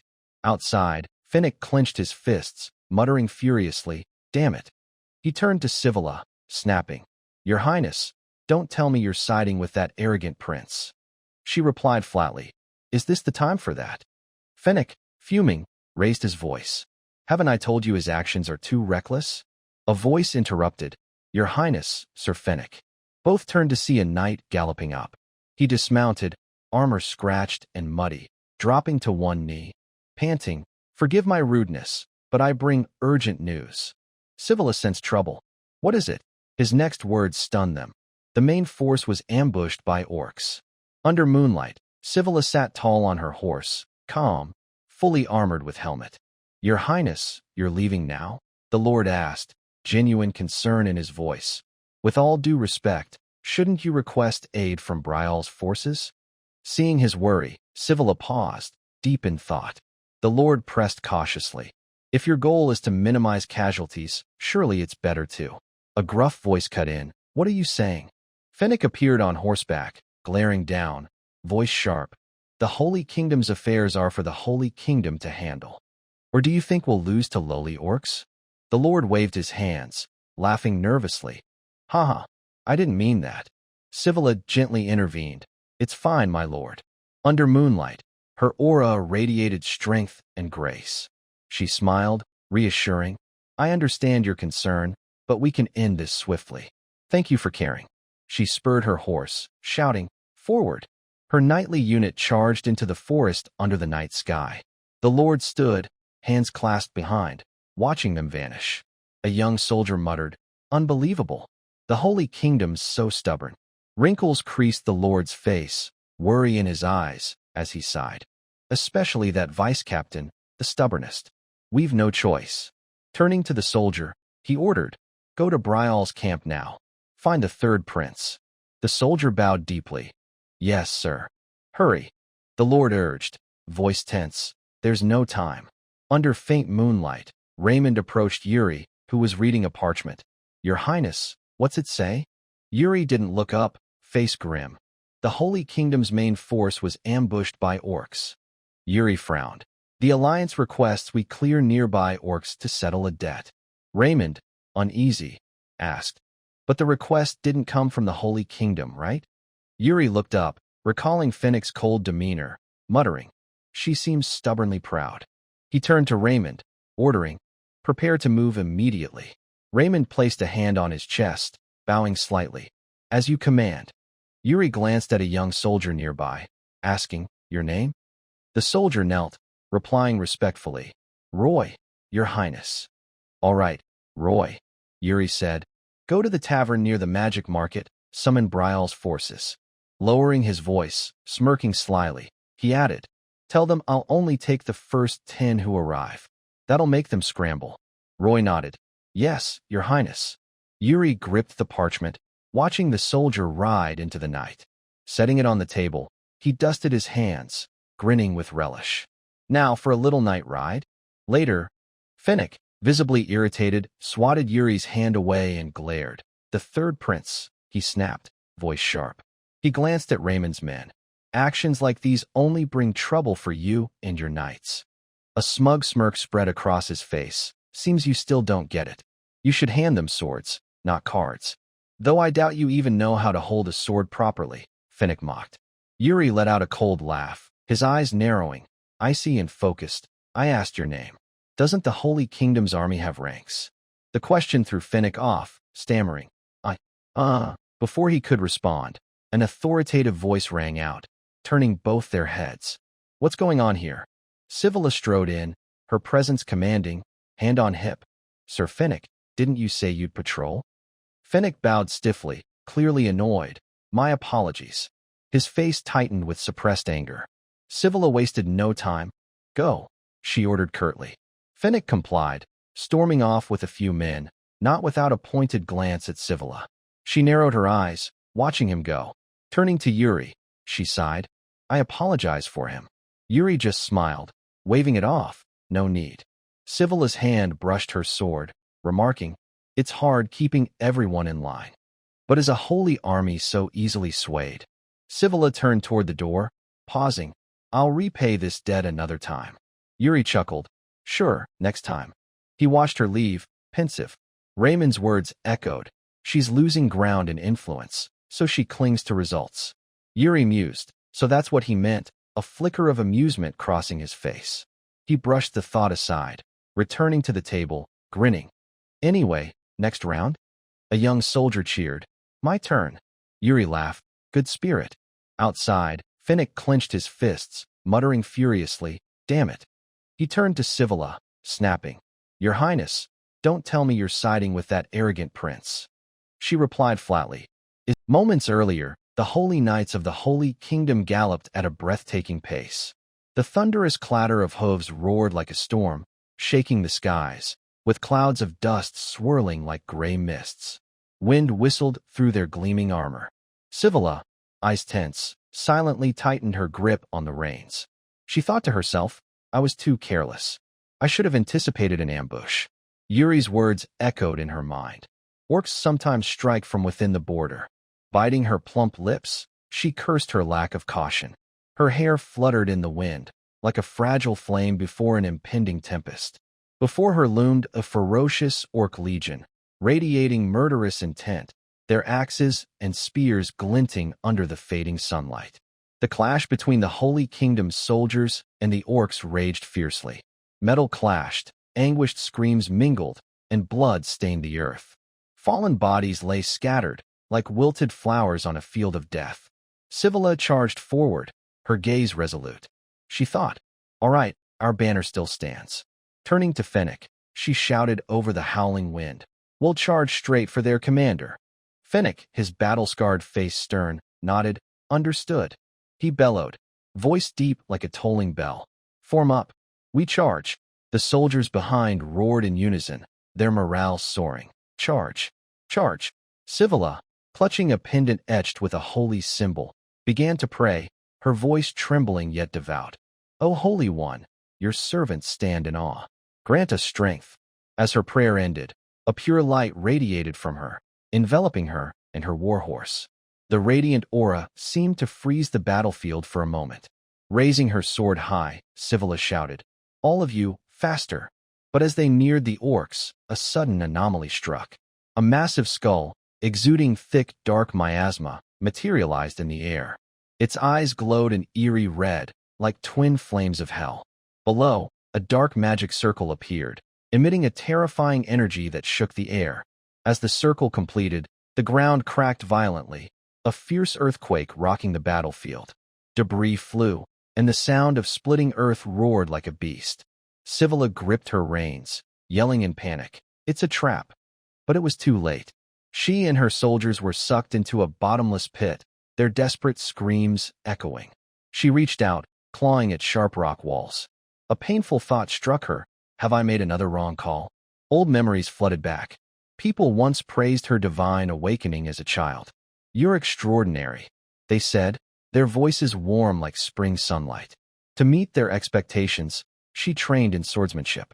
But the day she defeated her brother in a duel, she realized it was her worst mistake. His cold eyes forced her to the battlefield, fearing she'd steal his inheritance. He placed a hand on her head, praying, Your soul will be redeemed and ascend to heaven if you fight for our Holy One. Falling into the abyss now, Sivilla cursed silently, What nonsense. Gripping her sword, she muttered, He just wanted me dead. Glancing at her trembling soldiers, their faces pale from shock, she stood and shouted, Everyone, regroup. But then she looked at her arm, murmuring, "Is this oil?" A thick, black, viscous liquid coated her hand, reeking foully. Looking up, she froze in horror. Orcs surrounded the pit's rim, their torches flickering like demonic eyes.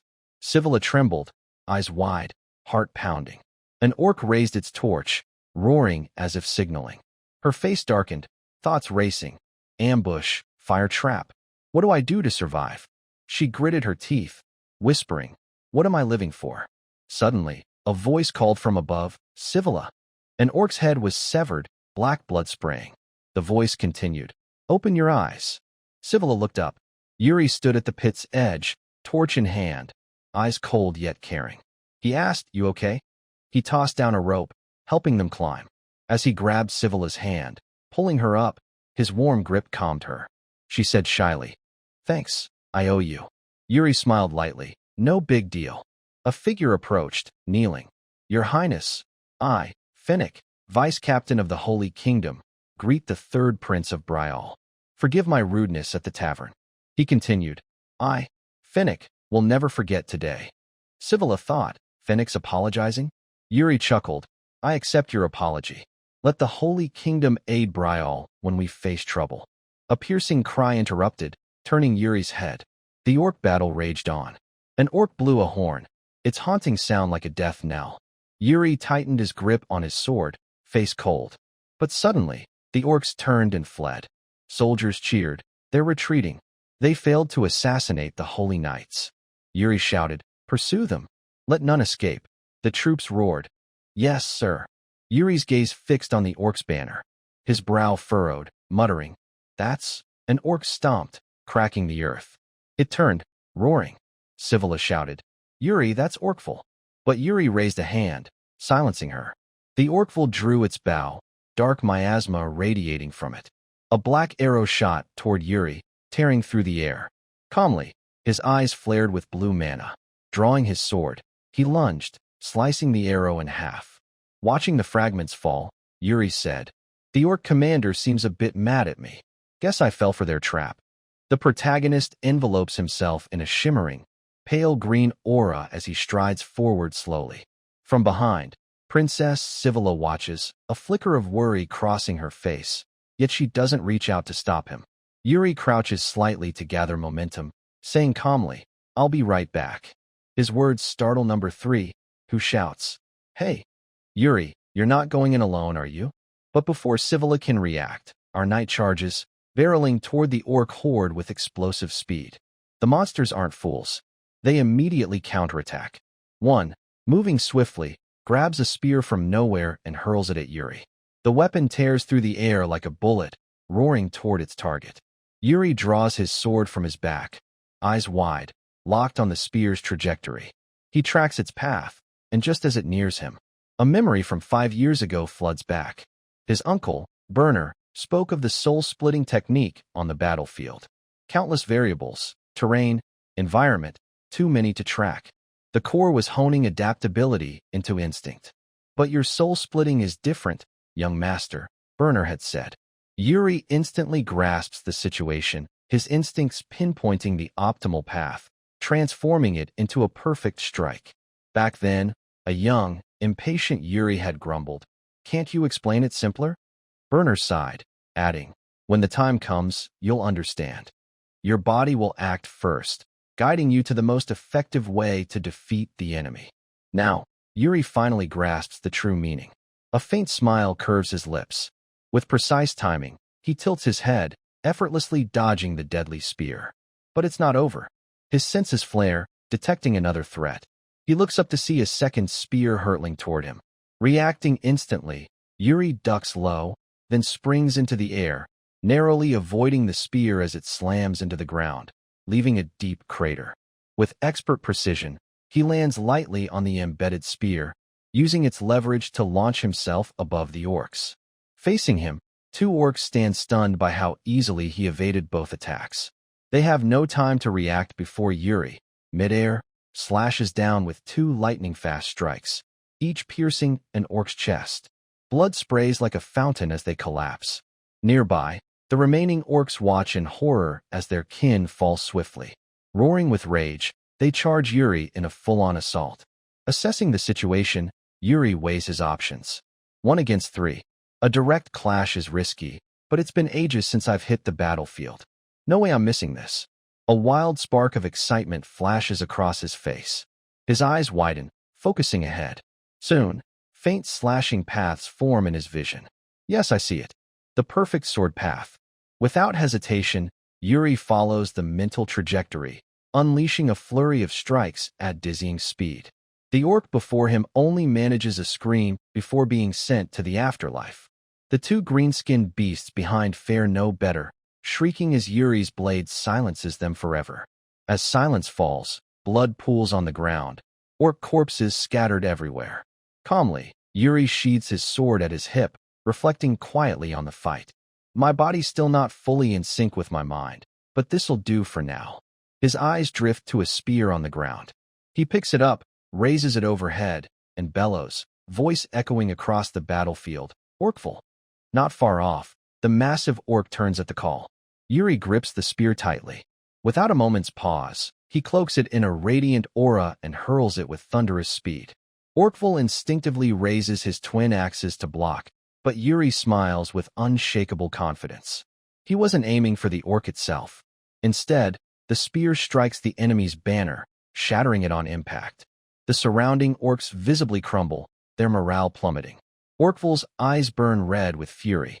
After a moment of struggling to compose himself, Val accepts the reality. The battle is lost. His lips move, muttering a retreat order for the surviving orcs. In Yuri's mind, I thought they'd all rush me. Guess they decided it's not worth more losses. A smirk appears on his face. Hope that pays them back for the arrow earlier. A worried voice calls from behind. Number 3, the princess. Yuri, are you hurt? Yuri turns with a cheerful grin. Nope, I'm fine. Looks like it's over, huh? Then, playfully, he asks, so, Sivilla, how's it feel to win your first battle as a league member? Her face softens into a gentle smile. Thanks to you. I couldn't have done it without you. The scene shifts to Orcful, still seething from defeat. Unable to restrain himself, he slams his fist into a nearby tree, leaving a deep dent. His body radiates killing intent, a clear sign this monster has reached a new level of rage. The scene shifts to a lively tavern in the heart of town, buzzing with the scent of ale and raucous laughter. A sudden shout cuts through the noise. No way. Gerald, gripping his mug tightly, his other hand clenched into a fist, trembles with excitement. He speaks with fervor. I'm serious. His eyes gleam as he recalls. Prince Yuri dove in, snatching the torch mid-air just as it was about to hit the fire pit. Honestly, unreal. 2 nearby soldiers exclaim in unison, one with an A, the other an O, their eyes shining with awe. Another soldier, skeptical, chimes in. Rumors say Prince Yuri's useless in combat.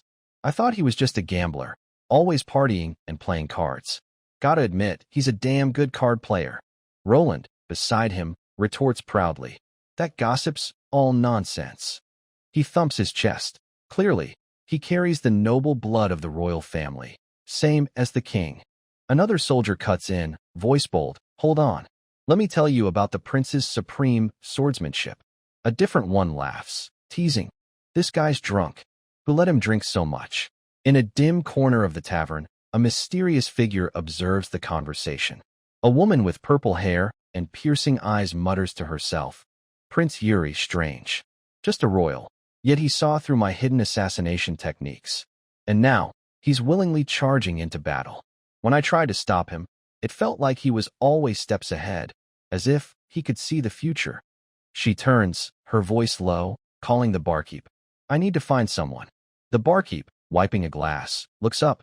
What kind of person? She replies, cold but clear. Dark brown hair, carries a sword, a master swordsman. The barkeep ponders, then shakes his head. That's too vague. She adds, sharper, he's not fluent in continental tongue, heavy accent. The barkeep pauses, then claps, eyes lighting up. Oh, now I remember. Not sure about the hair, but there was a guy with a clumsy continental accent. Ordered risotto, no spices, and asked for directions to Balshad. She nods, sliding a gleaming coin across the counter. Got it. Thank you. The barkeep's eyes sparkle at the coin, grinning. Haha, I didn't say it for a reward, but I'll take your kindness. He turns away, and the purple-haired woman sinks into thought. Balshad, the orc's rallying point. That's where the prince is headed. I need to move first. Find him, one of the East's 10 greatest swordsmen. The scene shifts to Yuri, post-battle in Jeed, as the army moves to their next destination. They've camped multiple times, and with past experience, preparations are sharper. Watching the troops grow adept, Yuri smiles, satisfied. Everyone's quicker after some practice. I thought I'd have to teach from scratch, but this is great. Raymond, beside him, replies, we've camped enough to get the hang of it. Yuri nods, sincere. Thanks, Raymond. Your hard work made this possible. He turns, voice calm. I'll scout the perimeter. Please oversee things. Raymond nods respectfully. Yes, Your Highness. Alone, Yuri walks through the vast forest, thinking. Step away from camp, and it's dead quiet. Night ambushes might be more likely than I thought. A sudden loud shout interrupts his thoughts. Yuri heads toward the sound. There, 2 soldiers berate Cozy. One snarls. I told you not to draw attention.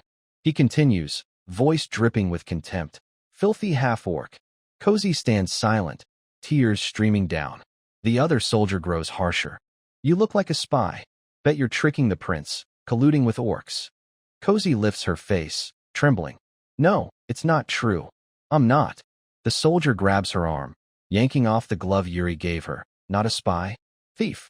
Give it back. Cozy pleads. I didn't steal. Please return it. Yuri steps forward, voice icy. You too. Everyone's setting up tents. What are you doing here? Seeing Yuri, the soldier stammers. Your Highness, this one. Yuri cuts him off. Eyes sharp. Seems you don't get it. I'll say it again. Get lost. Under his commanding tone, the soldiers tremble, chorusing. Yes, we're sorry, and flee. Yuri turns to Cozy, softening. You okay? He hands back the glove, smiling. Take it. Cozy, grateful, bows. Thank you, Your Highness. Yuri adds, I can punish them. Want me to? Cozy shakes her head, voice steady. It's fine. People love beauty, hate ugliness. It's instinct. Your help would make things easier, but it'd push my dream further. Curious, Yuri asks, your dream? Cozy hesitates, then says, I want to be accepted, to live in harmony with others. Yuri ponders, not an easy dream. He places a hand on her shoulder, voice warm. Cozy, you're with Hernando, right? Learn Orcish from him. You need a skill to survive among humans. The scene shifts to night, the camp on high alert. In a tent, someone asks, how's the night ambush defense?